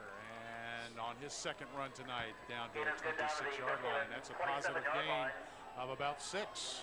Yeah, Buster Geiger's got some nice numbers in himself. 7.4 yards a carry at 5 touchdowns. So this is a guy that maybe gets a couple carries this quarter and gives this offense a spark. They need a spark. They need something right now, and they need it fast before this game gets out of hand, because we've seen Brookhaven kind of pounce on teams before. Well, they need a score here, Matt, no doubt about it. Alexander Johnson is the new receiver. He's the single receiver on the far side. Run in between the tackles, and again, you're not going anywhere. That's Galvin Bonner, who plays both ways. He's a right guard, and he plays close to that defensive line. He's actually a linebacker. Has 5 tackles for loss, 2 sacks, and comes in with 76 tackles. But they are so tough, especially in the second half. I mean, they really get off the ball well. And you also got to credit number 53, Trevani Wallace, the senior, as well, because those guys, and Glenn Madison Jr., 51, they seem to always be right there at the line of scrimmage, causing havoc, especially in the second half. 3rd down and 4. Jones out of the gun, and Galvin Bonner got in there from his linebacker position and got in the neutral zone. Offsides. And that'll give them an automatic first down. That's 5 yards, and they needed 4. All right, let's bring in Matt Waddell, who has something for us. Matt? Well, I'll tell you guys, the third game of the season for Northland, which was their first loss to Marion Franklin, and that was the 27-7 similar score, guys. They only had 32 yards rushing on 25 carries. Similar lack of ability to run the ball on the ground right now. So we'll see if they can get something going. They're still trying to establish the run, but having just as much difficulty tonight against Brookhaven. Jones maybe throwing here on first down and 10. Twin receivers both sides. Pressure and just lets that one fly. Had to get rid of it. Bringing the heat was Glenn Madison. Yeah, I'll tell you what, Brookhaven getting back there. And one of the main reasons Northland's having trouble running that ball is because Coach Blake is not holding anything back. He is putting pressure on his quarterback every which way you could possibly do it. He's blitzing linebackers. He's stunting up the middle there. He's got some things going on from every which way you can do it. And Northland completely offensively is caught off guard right now. Travis Birdsong, number 14, looking for his first reception tonight. Or he may have one. So I apologize for that. He may have a reception. I think he also came on an end around. So now they stack up trip receivers to the far side. Then you put in motion. I thought it could be a halfback option, but that play is blown up as Buster Geiger nowhere to go. And how about Wes Edwards' play? He was made a couple big defensive plays in the first quarter, then got the pick 6, and now he's back there disrupting that in the backfield. Yeah, there's no question Wes Edwards has been the player of this game so far. Pick 6, and he's been all around the field defensively. He's making tackles and forcing ball carriers to go away from him. And right there, Coach Toussaint's trying to get the ball away from him and run away from him, but he's just running those ball carriers down every time. Possession down, 3rd down and 14. The line to make is the 15. 4 receivers, 1 running back, James Jones. Here comes some of the DBs playing close and trying to set. Oh, no, I thought they were going to try to set up the screen, but now Brookhaven's taken over. And that's John Bays now playing both ways, and from his linebacker position making a big defensive stop. John Bays showed up today. You know, he's another guy that's been making plays offensively. He's had 2 big catches, 1 for a touchdown. And right here, as you mentioned, got the full blitz from the linebacker position and gets the sack, and a well-needed sack at that. Yeah, he ran by Geiger. Geiger didn't pick him up. No. And that was Geiger's responsibility on that one. So 4th down and a timeout on the field. And Northland wants to talk things over. And this is a very important down here. And, you know, it's tough to convert on 3rd and 4th down and longs, but this one's very long. This is, they're going to be needing a 24 or 25. And fans, don't forget about the DVDs that we have available for you. All of the games and all of the programs that you have seen on CSN that we have produced for you are available on DVD. All you need to do is call us at 575-9000. Relive the memories of your favorite event on CSN through your DVD purchase.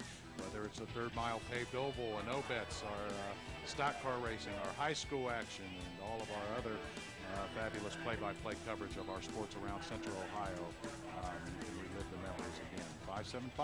575-9000.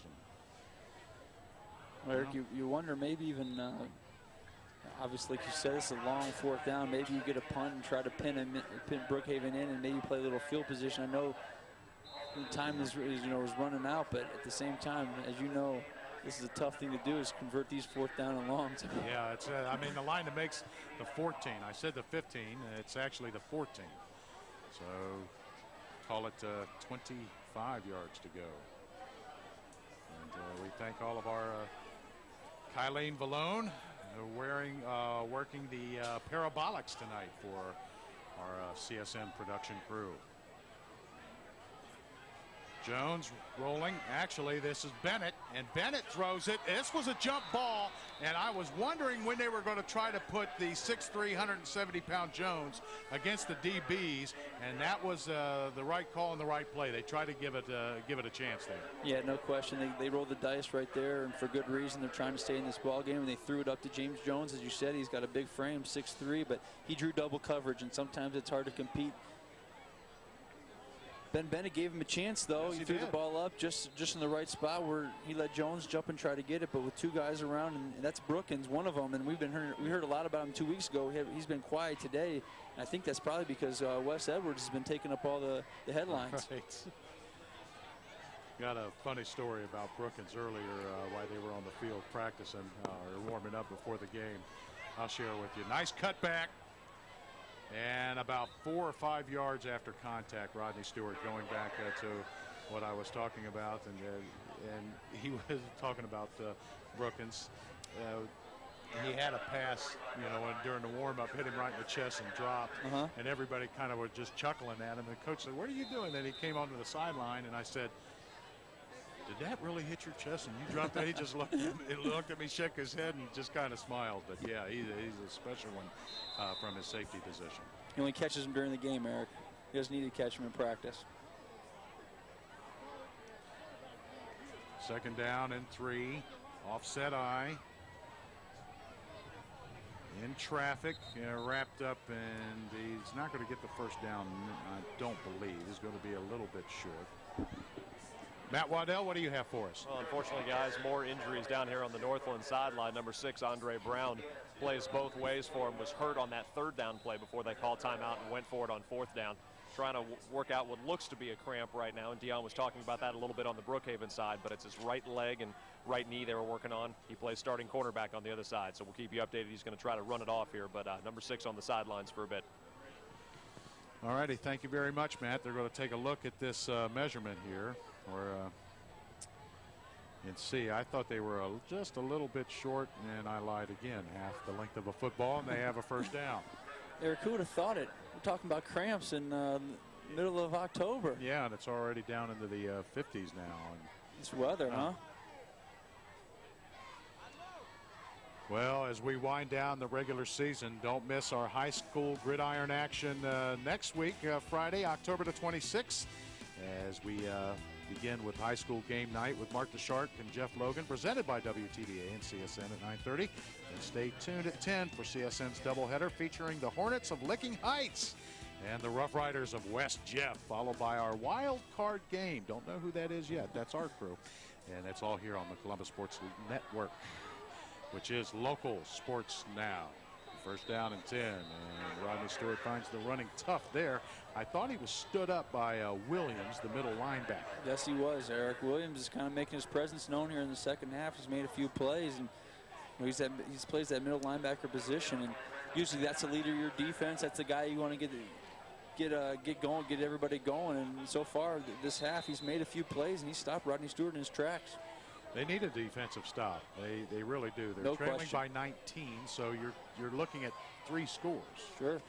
So, but they need to stop. They can't yield any more points. Offset eye, play fake, and they're going for the jugular, and that pass out of bounds, and well covered too on that far side as Raynard Ballard, the sophomore, stood tall that time from his corner position. Yeah, and he's filling in for David Turner, and he's been picked on a little bit here and there, and he's had a couple miscues, but right there he was right on Dominic Johnson and makes a nice play. So he's growing up quickly here, the sophomore filling in for David Turner. So now 3rd down and 10. But what Brookhaven has been able to do in this football game is convert 3rd down and longs. And they need 10 here. The line to make is the 42 of the Vikings. Braswell again, outstanding numbers. And he'll play fake on a 7-step drop. Rolls. That pass should be picked off. Nope, knocked down as Brandon Jackson, who is one of the strongest guys on this team. Look at those guns on Brandon Jackson. He finished 2nd in the state in power lifts, so if that tells you anything. Yeah, he's got 4 interceptions, 38 tackles on the season. He would have had his 5th one right there, but kind of misjudged the ball. Nevertheless, though, he breaks up the pass, and Braswell tries to force one right here, and that's unlike him. I mean, typically he'll make the smart play, and he got away with one right there.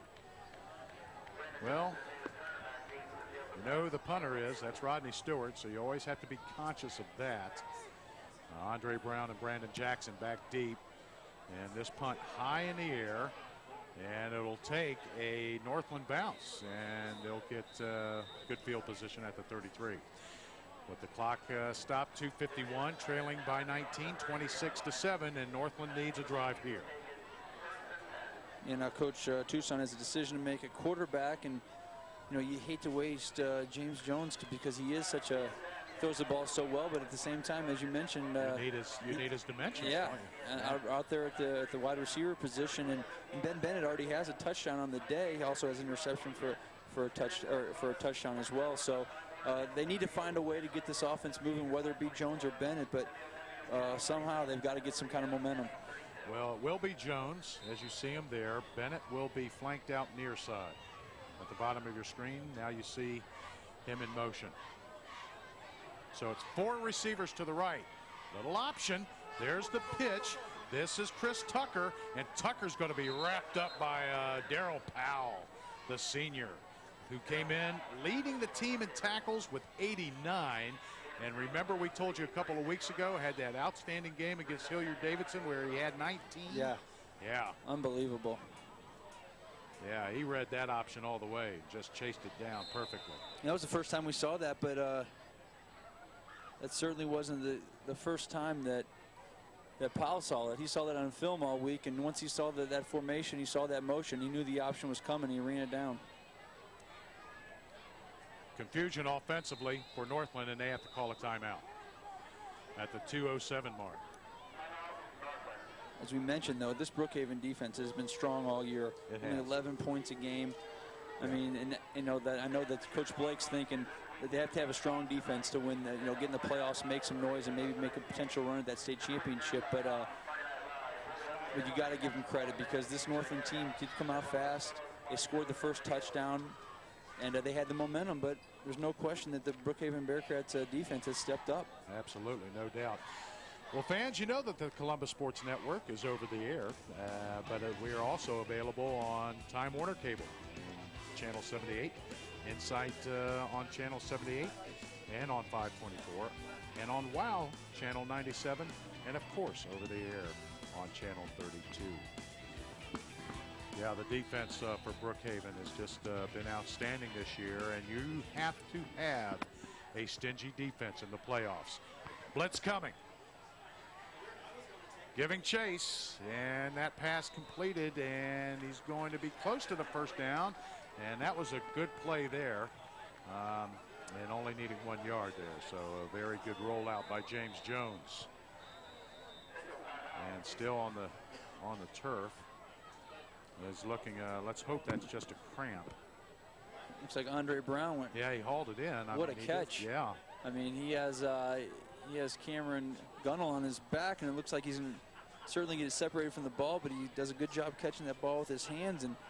And we've talked about his 6 touchdowns. We talked about his big plays, 18 yards a catch, but right there, just a sure hands with the man on his back. That shows a lot of athletic ability.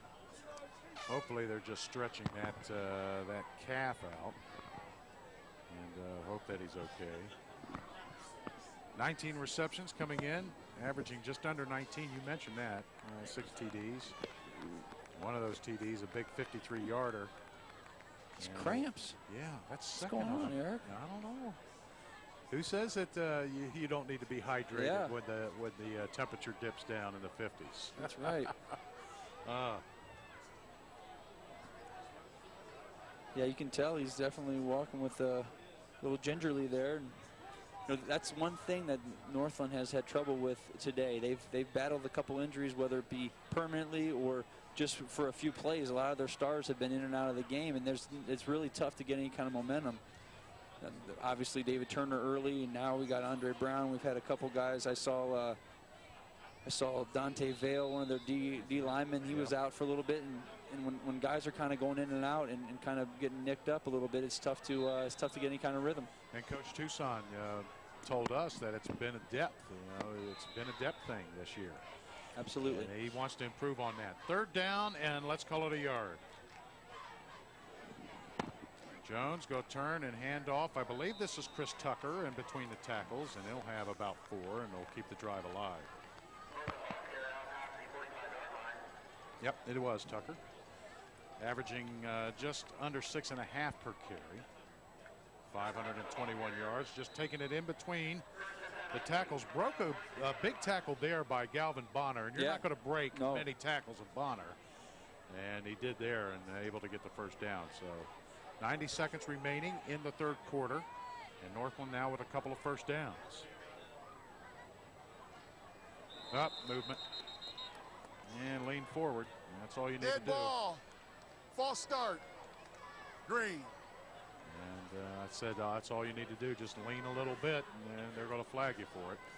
You know, one thing though you think about when you're from the running back position, you lean forward, you still have the capability to go in motion, and that's a good point. And so you see the quick flag there, but you also see a couple defenders jumping offside, so that quick whistle kind of negates that motion, which is potentially what, if you're Coach Tucson, you can tell your guys, if you jump a little bit, take a couple steps, and then just go down the line, you stay in motion, and then we can draw them off sides. That's something. But if that play is coming on their side, and he's supposed to pick up somebody, he's in big trouble, right? Yeah, because now he's out of the formation, and that pitch and catch will get most of those penalty yards back, as the comeback or a little curl route is good for 4. Now you see James Jones saying, "Hey, I'm coming over here and getting a play from the near sideline." And they may have to pick things up a little bit here as we get into the fourth quarter. Obviously, down to 30 seconds. Sure. I mean, the time is winding down. You're going to get a break for the fourth quarter, and you really got to get a game plan together if you're Coach Tucson, just to get a little pep in the step and get some kind of sense of urgency going if you're the Vikings. Jones, pressure, and sacked. And I mean rudely, big time rudely. Glenn Madison Jr. was on his back and just drove him in there, 51. Yeah, they came, they brought everybody again, twist up front, stunts up front, linebackers are coming. There's just not enough guys to block that number of guys, and that's on the quarterback a little bit. You got to get rid of it. And it looks like James Jones may be down, because he did go down fairly hard, as you mentioned, Eric. So let's hope that the quarterback is okay. I mean, no doubt this Brookhaven defense. Yeah. I mean, we talk about the offense, we talk about Stewart, we talk about Quante Braswell. We've been talking about John Bays tonight, but this defense has just been outstanding all year long. And they come at you with some rude intentions. They really do. Yeah, this defense is, although they had a little slow start, they had the same kind of start against Beechcroft. That's right. They were down for opening drive, down 7-0. Took it down the field. And it takes an opening drive or two, maybe half a quarter, to get this defense to wake up. And once that happens, they play lights out. And you think about the defense only giving up 11 points a game, as we mentioned, playing 3.5 quarters of lights out defense. But what they have to do, they have to start fast. Not necessarily next week, because their opponent Mifflin has only won one game, but obviously you can't overlook them. But when you get into the playoffs, there's no way you can start slow and expect to be in those ball games late. Oh, look at him favoring that right arm. Well, college football is here on CSN. Division III action continues this weekend, Saturday, October the 20th. The Capital Crusaders travel to Otterbein to take on the Cardinals. What do you want to talk about that one there, Matt, here in a minute? And on October 27th, see the Raiders of Mount Union as they take on the Capital University Crusaders. And the game airs at 9:30, and then Saturday at 7. And then the game airs on Saturday at 9:30, and then at 7 on Sunday. Who do you like there? Ooh, I don't know. It's going to be a tough one. Mount Union is Capital's certainly favored, and then with your especially with your alma mater, but then Mount Union, historically one of the better teams. That's right. That's right. Third quarter has expired. 26-7, our score after 3.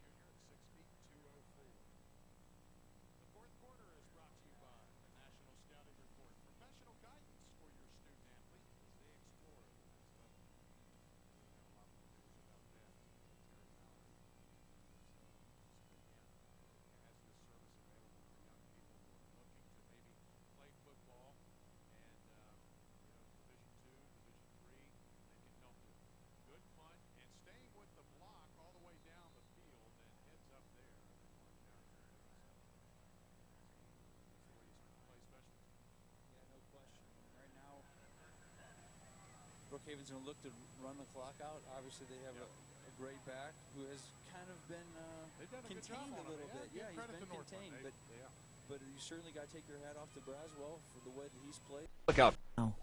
1-800-618-2315. You must be 18 or... Put Bird on a touchdown, and he's done a phenomenal job of leading his team, but if you're Northland's defense, you got to try to create a turnover. You got to try to strip the ball. You maybe have to take a couple chances, maybe blitz a couple guys from the backside, something to confuse Braswell and maybe get a turnover quickly.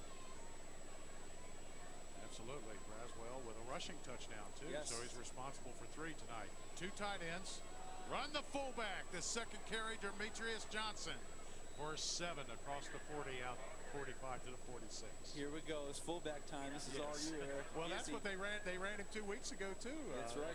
Try to secure the game. And you know what we're talking about? We're talking about Gizzy.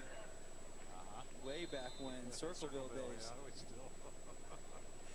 Oh, hey, that was a joy. Gizzy, we made him a star too. Oh man, you know those fullbacks. I don't blame you. Those are the tough guys. And, I mean, they're in the trenches. I mean, they're hitting on those linebackers, and they blitz this time. And look out, Stewart! When you blitz him and you miss, it's almost see you later as he rips off a big one there, just close to the 40-yard line. So down to 41. Yeah, you miss early on him, and he's in the secondary in a heartbeat. And he hasn't really gotten the big play yet. No, granted, this isn't a big play for him. This is kind of an everyday carry for him. He's averaging 10, 15 yards a carry, but typically he'll break one. And they've held him with no touchdowns tonight. You know, he's got 27 on the season. He has no touchdowns tonight, and that's impressive as well. Well, now a penalty on the field as they call substitution infraction on the defense. At least Equipment. Green. there it is. Okay, Matt Waddell, what do you have? Well, guys, we're watching close by here with as they wrap up James Jones's shoulder right now, and he is certainly done for the afternoon. He's got his pads off, and so we're certainly going to see Bennett the rest of the way, quarterback, in a good deal of pain, guys. So they were doing some range of motion and trying to test him out, but it looks like maybe a right shoulder separation. He'll be done for the rest of the night. Linebackers blitz, and they're able to get him by the shoelaces this time. So they come in, and that was, I believe that was Mario Ruiz. No, what 54. Sorry, missed that one. Tell you what. They even have paint on their chin.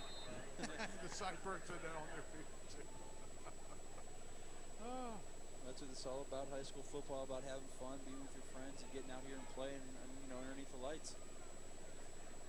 They'll dot the I behind Johnson. And Johnson, they're going to play fake.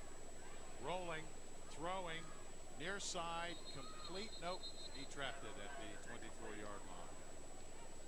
Looking at that shoulder.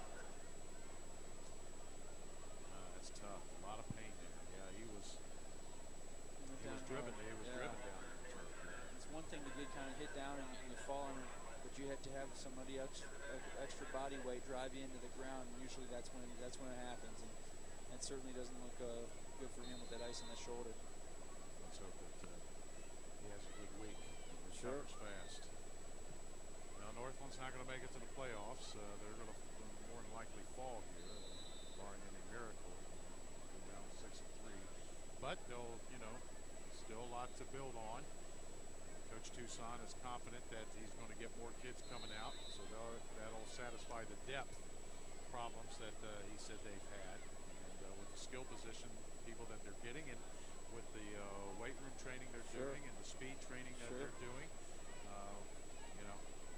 we're going to see Northland back. I mean, this is a perennial Central Ohio power in the city, though. It always has been. Run the right side with a couple of blockers, and it's see ya. Oh, and then he's tripped up. Oh, a big tackle there by Brandon Jackson. And if 4 doesn't get him, it's 6. Jackson saved a touchdown, but man, oh man, there's something special about this Stewart. Just the way he is patient. He's got his hand on his offensive lineman's back. He's waiting for them to make the block, and now he goes over the century mark. And it was kind of, a foregone conclusion that he was going to get over. It was just a matter of when. But the big thing that does stand out in my mind, you said right here, just waiting on his block and make a cut, get upfield, and Jackson makes a tackle, but I can't believe that Stewart does not have a touchdown right now. Yep. 5 against Beechcroft 2 weeks ago that we saw, 27 on the season, and he's been shut out tonight, but I know the only thing he cares about is that this team's winning, and he got a chance to win this City League North. Absolutely. Unbalanced line to the left. Oh, he spun away. That's an outstanding run for a loss of a yard or two. Dion, what do you have?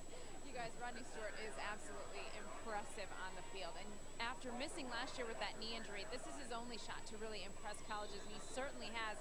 Coach Blake told me he's already had interest and offers from Cincinnati, Eastern Michigan. He has some options, which is really exciting for him. And one other thing that was pointed out to me is that his name is Rod Stewart. Though I don't know if he has a singing career, when he runs with the ball, it is like music, guys. Well, Rod Stewart was an athlete. I mean, he soccer player, big-time soccer player. With a nice haircut as well. Oh. No timeout on the field with 8:16 left. And again, a lot of good running backs in Central Ohio. We talked about Isaiah Peed. We've seen the numbers on touchdown. Peed leads that. Sure. But still, outstanding running backs. And again, we want to see him go and be able to get to the next level. And the thing that I like about Rodney Stewart also is that we've seen the hands a couple of times. So, you know, he can be featured if, you know, not the featured back right away. They can bring him back in and throw down conversions, you know, slot him out a little bit. Always a threat to catch the football. Let's take a look at some of the running backs, the 1,000-yard rushers that are coming in tonight. And you see Stewart there at 15:04. We saw Richardson. He was good, the one from Darby. Oh, yeah. He's quite a running back himself. And that's a goal. That's the goal of a running back, to go over 1,000 yards, averaging over 100 a game, and you know he's well over that, and he's moving. So you offset the fullback out of the eye. Play fake again. Braswell going big overshot. Dominic Johnson, who was open. Yes. Oh my.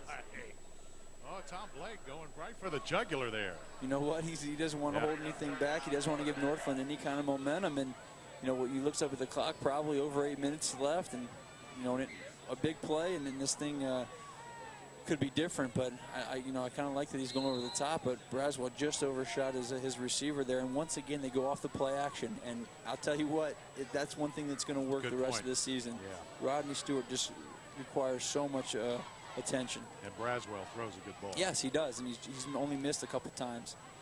The line to make is what, the 18, and they're going to play fake again. All kinds of protection. That pass intercepted, laying out for it at the 5 or 6. Yes, I think he got it. No, it went through. Okay, yep. He missed it. As Brandon Jackson. Once again, it was, Braswell tried to force one in there, and Brandon Jackson had his hand on another one, and as you mentioned, it looked like he might have had it for a second, but it went down and got away from him a little bit. I thought he had that one there for a moment. Long field goal. This is 45 yards. I need to see the kicker because this could be another kicker. If you can give me a shot of the kicker, please, so I can see his number. 45-yard attempt. He's got the leg, the wind at his back, but I think he's wide left than he is. So there he is, Ibrahim Marah, who has a very strong leg. Had the wind at his back, but just pushed it to the left. 26-7, 7:57 left here on the CSN Game of the Week. CSN's high school football Game of the Week. We have a doubleheader for you each and every week, and Matt DeRazio, Matt Waddell, and Dion Miller always like to bring you this action into your living room, and we're going to continue in the playoffs. As many teams that we may have, if we have a couple that are in there, we'll have it for you, and you have a false start on the left side of the line for the Vikings. Yeah, Central Ohio should be well represented. And it's good to see. Yeah, and hopefully maybe a team all the way to the state championship game. Big story, Central Ohio, a couple of them. I think the biggest has to be Hilliard-Darby. Sure. Picking up where Hilliard-Davidson left off. And Pickerington Central still not missing a beat, so. Placing a couple key players. Absolutely. Terrell Jackson and Chaz Anderson, a couple of their leaders from last year, and their team they reloaded. Let's bring that. And how, well, hey, Matt Waddell, what about Brookhaven? Well, guys, I'll tell you what. From what we've seen in the couple games we've done with Brookhaven, they've got the athletes to compete with any other team in the city in Division I. You look at a couple potential first-round matchups. Obviously, it's a little early to speculate on who they may play in the first round, but other than a couple of teams like maybe a Hilliard Derby, there is nobody that has better athletes on the field. So if Brookhaven can, minimize their mistakes and win the turnover battle once we get to the playoff games, they could surprise a big-time school in a couple of weeks. There's a team from Dublin. There's Big Walnut. There's your alma mater. So still a lot of outstanding football teams here in Central Ohio. And the one thing that also stands out to me about Brookhaven is this defense. Yeah. Obviously, we talk about their offense and the crazy numbers and the points they put up, but as Matt said, if they can eliminate mistakes and turnovers and have their defense play the way they've been playing, they're going to force somebody to try to stop Rodney Stewart and shoot, and at the same time try to stop Braswell. That's right. Second down and 13 out of the gun. And pressure in the backfield, and they got him again. As they found Bennett, they gave chase. A few white shirts there, and I believe that time Christopher Thigpen again. I think Thigpen has 1 or 2 sacks tonight. Tackle for loss. So 56 getting up just a little gingerly there, but able to get credit for the sack. Yeah, and Darryl Powell's back there too. He's got 3 sacks in the season, maybe got a half of one there. And right now, Brookhaven, what they're doing is playing meet the quarterback. Yeah, that's what the defense is doing. Unofficially, I have them for 6 sacks. It's quite a night, yeah. And again, that's unofficial. 19 yards to go, the line to make the 30.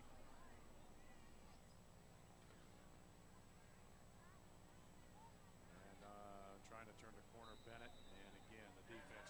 You're not going to turn the corner on Brookhaven. Too much lateral speed. Yes. I mean, they just have too much speed to try to beat them wide. Yeah, what you got to do is you got to run it right at them, especially when they blitz so many people and they come from different angles. What you got to do is you got to beat that first rush. Once you do that, you're going to get into that deep secondary and make a couple people miss, and you can have a big play. And that's the only way to do it. To run side to side, they're going to run you down every time. Well, David Turner back in his end zone. There's Gunnell, Cameron. Remember, he fielded one a couple of weeks ago as the upback. Fielded one in the first quarter as well, and not going to have a chance at this one. He will call for a fair catch, and they'll be scrimmaging at the 29-yard line.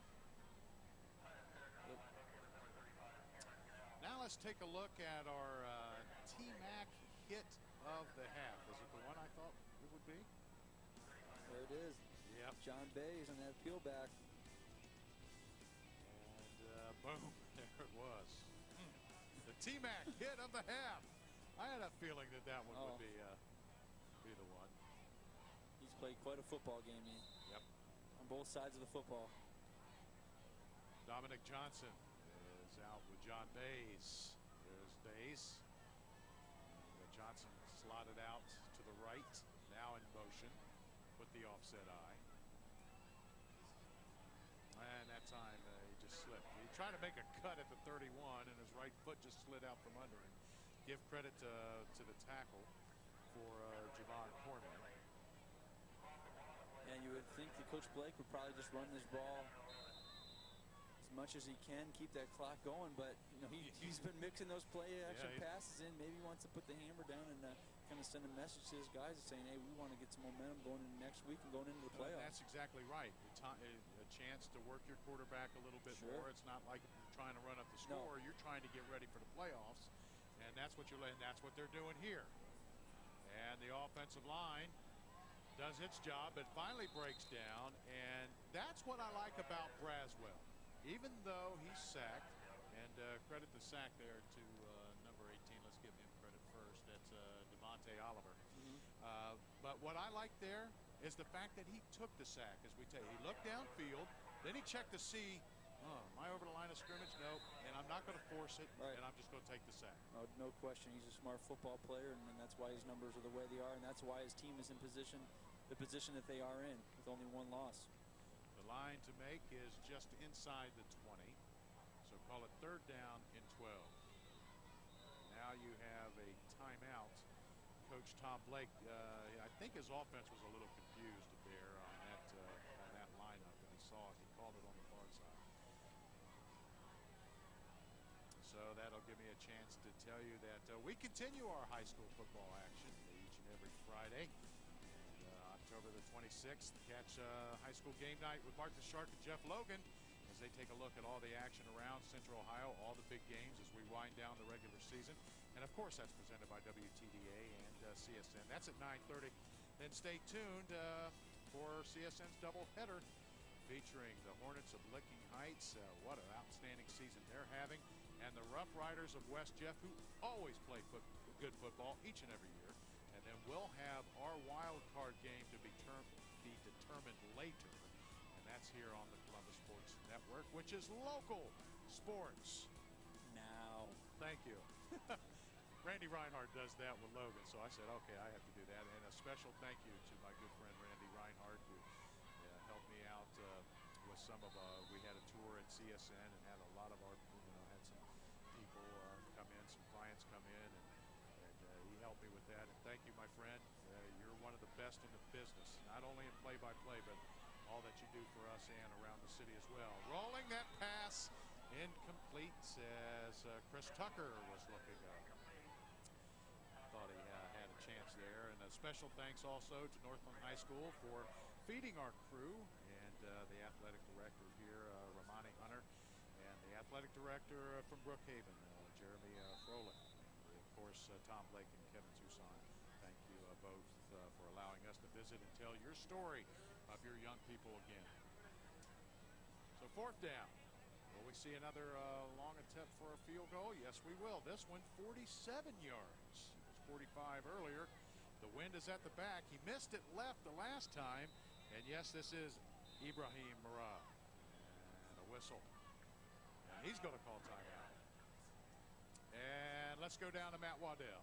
Guys, I'll tell you, it's not every game that you can see the same kicker try a 19-yard field goal into the wind and come up short and turn the other way and have a 45-yard attempt and a 47-yard attempt like they're going to do right here. The same kicker. I mean, that's wild weather in week 9. I mean, usually when you get wind like this, you get 35, 38-degree weather along with it this time of year. But he had plenty of leg on that last one, guys, from 45. So we'll see if he doesn't hook this one like he did the last. And it'd be an interesting stat line to miss from 19 and make from 47. Did he hook it or did he just push it? Because we couldn't tell from our angle here. It was left immediately. So okay, so he just pushed it out. Plenty of leg on it. So. Oh, okay. Yeah. It's kind of like my golf game. That's exactly what it's like. Left immediately. Left immediately. And then next That's thing I say is 4. How many times do you say that? I bet you're a scratch golfer. All righty, Ibrahim Murad, let's hit this one here from 47 yards and left. So he misses that one left. And you know why they're trying to get that worked out too. Yep. Getting some chances. Because you never know when a ball game could come on the foot of Ibrahim Murad there. So. Well, the Buckeyes now ranked #1 in the country, and a Jim Tressel team is probably the least likely to have a letdown. I mean, no, I'm not going out there and saying they're running the table, but I'm saying, and a lot of people have been talking that, they're the type of team that stay kind of focused, and we'll be right along with them. Tune in each and every Wednesday for our own Buckeye Football Express with Ray Crawford and, of course, Deion Miller, Gary Berry. They'll bring you highlights, analysis, interviews. They'll talk about the games coming up and recapping the week before as the Buckeyes look to roll with their #1 ranking, and we'll be with them here on CSN. It is Buckeye Football Express Wednesdays here on CSN. So you got the Buckeyes doing it all, huh? Oh, yeah. Focus team under Jim Tressel. Yeah, I do. I mean, it just seems like they don't well, they did have the letdown in the desert. Well, let's go back there. And I think that has done more to help this team this year. What happened to them in the desert? Sure. So now I think they're staying focused, and I think they're out to prove something too. Right. So we'll that see. could be the motivating factor. After the first down and 10 for Northland. Motion there with Turner. Glad to see him back. He's going to take this pitch. It's on the ground, and he's able to pounce on it. So the option goes awry, and maybe they'll lose a few there. Yeah, and Turner jumps on that, and Tucker jumps on after the pitch goes on the ground. But you know what? I think if he catches that once again, Brookhaven, the defense is swarming. They are all around. I mean, there are white jerseys everywhere at all times tonight. Yeah, the defense is so. The team speed. I mean, this team may not be as fast as the 04 team, but they have enough speed. And they can defend the field, the whole width of the field, as good as anybody we've seen this year. And especially in the second half. I mean, they turn up the heat. Trips, that pass out route is hauled in at the 35, breaking a couple tackles out to the 43-yard line. Still wanting to do something with it here on the near side, as that was Travis Birdsong. Came in just under 120 yards and 3 touchdowns, and a good pass from Ben Bennett, and was able to break the coverage and still fight. Yeah, put that right on the money. Yep. And Birdsong did a little fighting there. He wasn't giving up. No. He wanted to get those extra yards, and you know, those are the things that Coach Tucson, they could build on stuff like that. Yeah, they got to can. find the guys that are working hard. They got to find the guys who can play full quarters, and you build a team around those type of players. All right, let's award our CSN Player of the Game, John Bays. 2 big receptions and the big hits at 81 yards, and the big TD here in the second half as well. The first pass he hauled in set up the touchdown, and then he got his own with the big catch there. So, you know, Rodney Stewart had a great game. Quante Braswell had a good game, but how about the receiver this time? That's right. Spread it around. Spread the wealth around.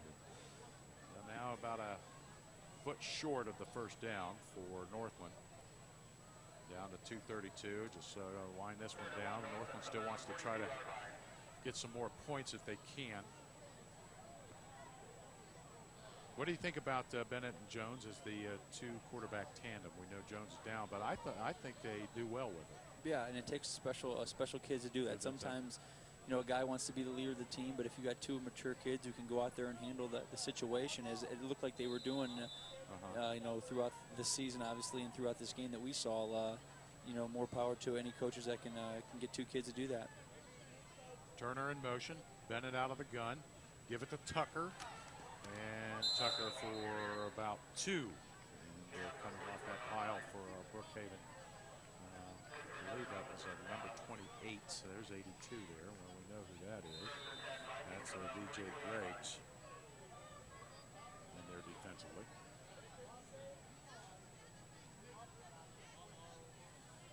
So spread the field out, first down and 10. Scrimmaging at the 45, 2 minutes remaining. And Northland, again, wanting to find some points here. That pass, looking for Turner on the comeback or the curl in route, and off of his shoulder pad, incomplete. And Eric, one thing to take note of Brookhaven right now, they haven't got any of their starters out of the game. This is the first team defense. They don't want to give up any points, and right here they tried a little hitch route to Turner, and Turner just kind of lost his footing as the ball was coming out. But you know, I look at that defense, and Coach Blake, he's not trying to give up any yards, any kind of momentum, any points. He's still got his starters out there, and they're still flying around. They're still blitzing guys, and they're going to play 4 quarters of football. All getting ready for the playoffs. That's what it's all about. Blitz coming, and now they option out of the blitz, and now that is an electric run. Breaking the tackle, getting a first down at the 45, and I like what I'm seeing. Coach Tucson's kids not giving up, and that is the first carry for Travis Birdsong. A couple of receptions tonight, but this time, as we said, he will come in motion and took that option pitch on the reverse there. Yeah, and what another thing he does right here is that he did in that reception was he keeps fighting. He's not giving up. He's driving those legs. He's going to get that extra yardage no matter what, till that clock says 0 on the board. 90 seconds. Turner. Here come the linebackers again. And Bennett rolling. He's going big time. And that's hauled in inside the 10, down to the 5. Oh, triple coverage there. And fighting it all off and hauling that one all the way in. Birdsong again with another big play.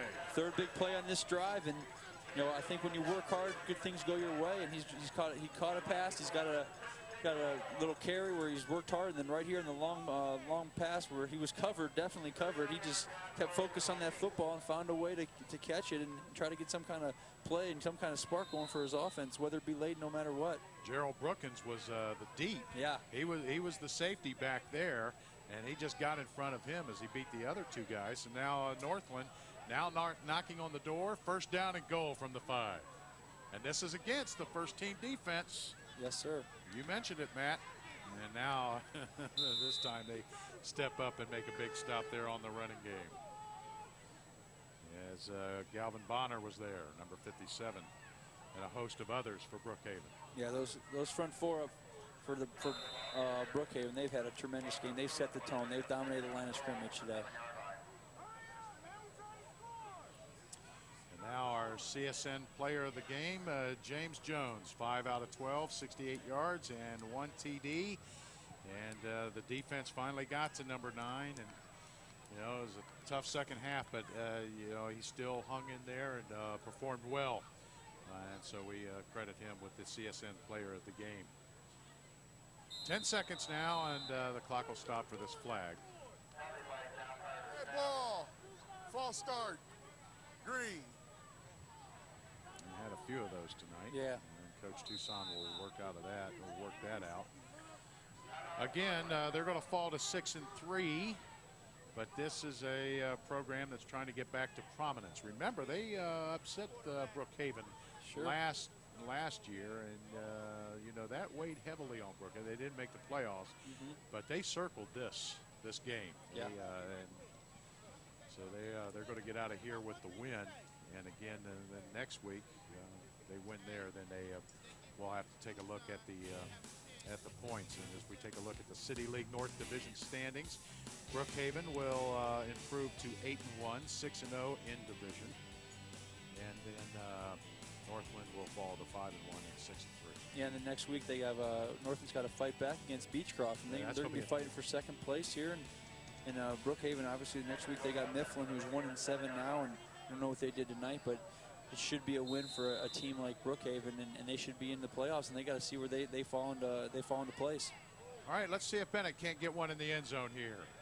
Time for a couple of plays, and jump ball, and it's going to be intercepted. And then Julius Miller, there he is, number 9, and that'll do it. And the game is over. So does he get credit with the interception, or is it incomplete? I think he hauled that one in. He hauled it in, and he called it on the last play of the game, and it was very fitting because this defense kind of set the tone, and they ended it right there. What are we doing here? They ended it right there with an exclamation point, and Julius Miller got the interception. So your final score from Northland High School: Brookhaven prevails 26-7 and avenge the loss from last year. Brookhaven looks solid. The defense looks solid. This team may make a run in the playoffs. We'll be back with some post-game thoughts here on CSN. Welcome back, everybody. Your final score, 26-7. Brookhaven so dominant in the second half. The defense, really the story there, Matt. Those are the unsung heroes, and it seems that they play better and better and stronger in the second half, and that's what you need. You alluded to it in the booth about the playoffs. With that defense, they've got a good shot there. Yeah, they're in the driver's seat, and the defense is leading the way. Interception for a touchdown, only gave up 7 points. This defense is clicking. Absolutely. That's now a couple of times we've seen the opening drive of their opposition take it down the field and score. And as a matter of fact, it was the second drive for Northland, as a matter of fact. But anyway, then the defense steps up, and it's going to be good to see if they're able to make a run in the playoffs. But they still have to win next week, so you know they'll have to take care of ending the regular season first. Yeah, they got Mifflin next week, and then they wrap up the City League Division North Championship, and they go into the playoffs, and we'll see if they get to host. It depends where they fall into place. We'll get to Dion Miller in just a second, but let's talk about Northland for a second. I think Coach Tucson can build on this season. Yeah, I mean, obviously they're 6-3. They have a chance to finish second with beating Beechcroft next week in the City League Division North. So they got it in front of them, and they got a good future ahead of them. All right, Tom Blake has one more game to go, and he stands by with Dion Miller. Dion? All right. All right, thanks, Eric. Coach, you're here with your daughter here on a very special night. You 6-0, remain perfect in league play, and grab at least a piece of that City League title. What does that mean to this team? Well, you know, we lost it last year. We'd had, I think, for, 4 years there in a row. And we wanted to bring it back to Carl Road. And, you know, they beat us last year in overtime. And the kids had a good week of practice, so it means a lot. We're back in the driver's seat, back where we want to be. The trophy is back where we feel it should be. You talked about the explosiveness of your offense, but your defense tonight really putting up a stand. How were they able to dominate Northland tonight? Well, you know, they did a great job of getting off the ball, and our ends did a really good job of containing them. They got outside on us a couple times, but I got to give our ends a lot of credit tonight. They didn't let them, you know, have that busted play and make something out of it on the edge, and frustrating, made them throw the ball away. We were able to get pressure on the quarterbacks. Coaches did a great job of putting safeties in there, backers blitzing, and really confused them. And now you have one more week, and then you head to the playoffs. Your team ready, you think, for that step? Well, you know, I told the kids we have a lot of things to work on this week. I mean, we want to get better and better each week. We have one more game, and that'll wrap up the league. If we can win next week, and we'll be the sole champs. And then we'll see what happens after that in the playoffs. Just go week by week. That's right. One more to go. Coach, congratulations. Enjoy your weekend. Thank you. Eric, back to you.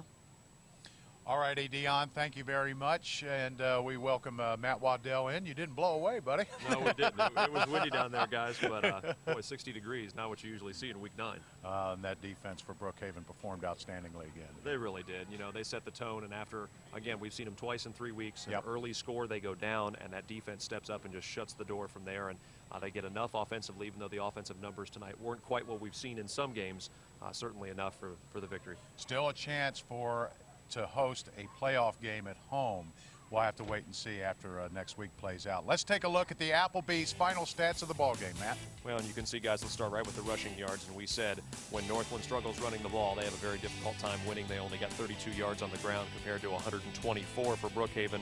Again, almost 2-to-1 in total yards, and you do see those 2 turnovers. And, of course, those were very big keys to the game, and that was certainly a spot right there that certainly Brookhaven took control, and Northland was never able to get it back after that first early score. All righty, let's take a look at some of the highlights in this ball game.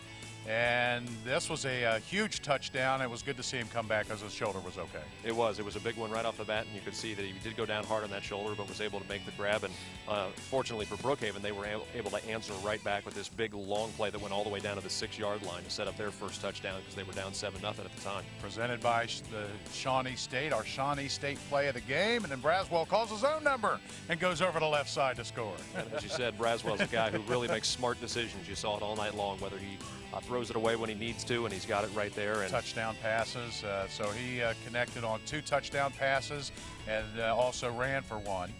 And this play, well, this was the pick 6, and this is what we're talking about. This is the defense was just all over the field, and if those DBs, and they're good, they've had a few picks, they can jump around in a hurry. And then the next touchdown. And you see Braswell right there again, and that was the difference, guys. When Brookhaven blitzed, they were able to get to them, and when Northland did, they couldn't. And there's a spot right there where another touchdown for Brookhaven, a big play. So the offense and defense getting it done. Now we're welcoming in Dion Miller. Folks, this is our co-host of our soon-to-be Sports Columbus. Catch that, more news on that, and we look forward to great things from her, and worked so well on the sideline. But we're bringing her in because this has been a very special week for Dion. It was her birthday yesterday. Happy birthday, dear. Thank you very much. It was nice to celebrate yesterday and then have a great game tonight. And we look forward to seeing you on the anchor desk with Sports Columbus. So again, our final score once again 26-7. Brookhaven so dominant in the second half. Again, Northland, they have some things to build on for next year. But Brookhaven close out next week, and hopefully in the playoffs we'll be along with them as long as they roll. For the whole gang, I'm Eric Thacker. Good night, everybody.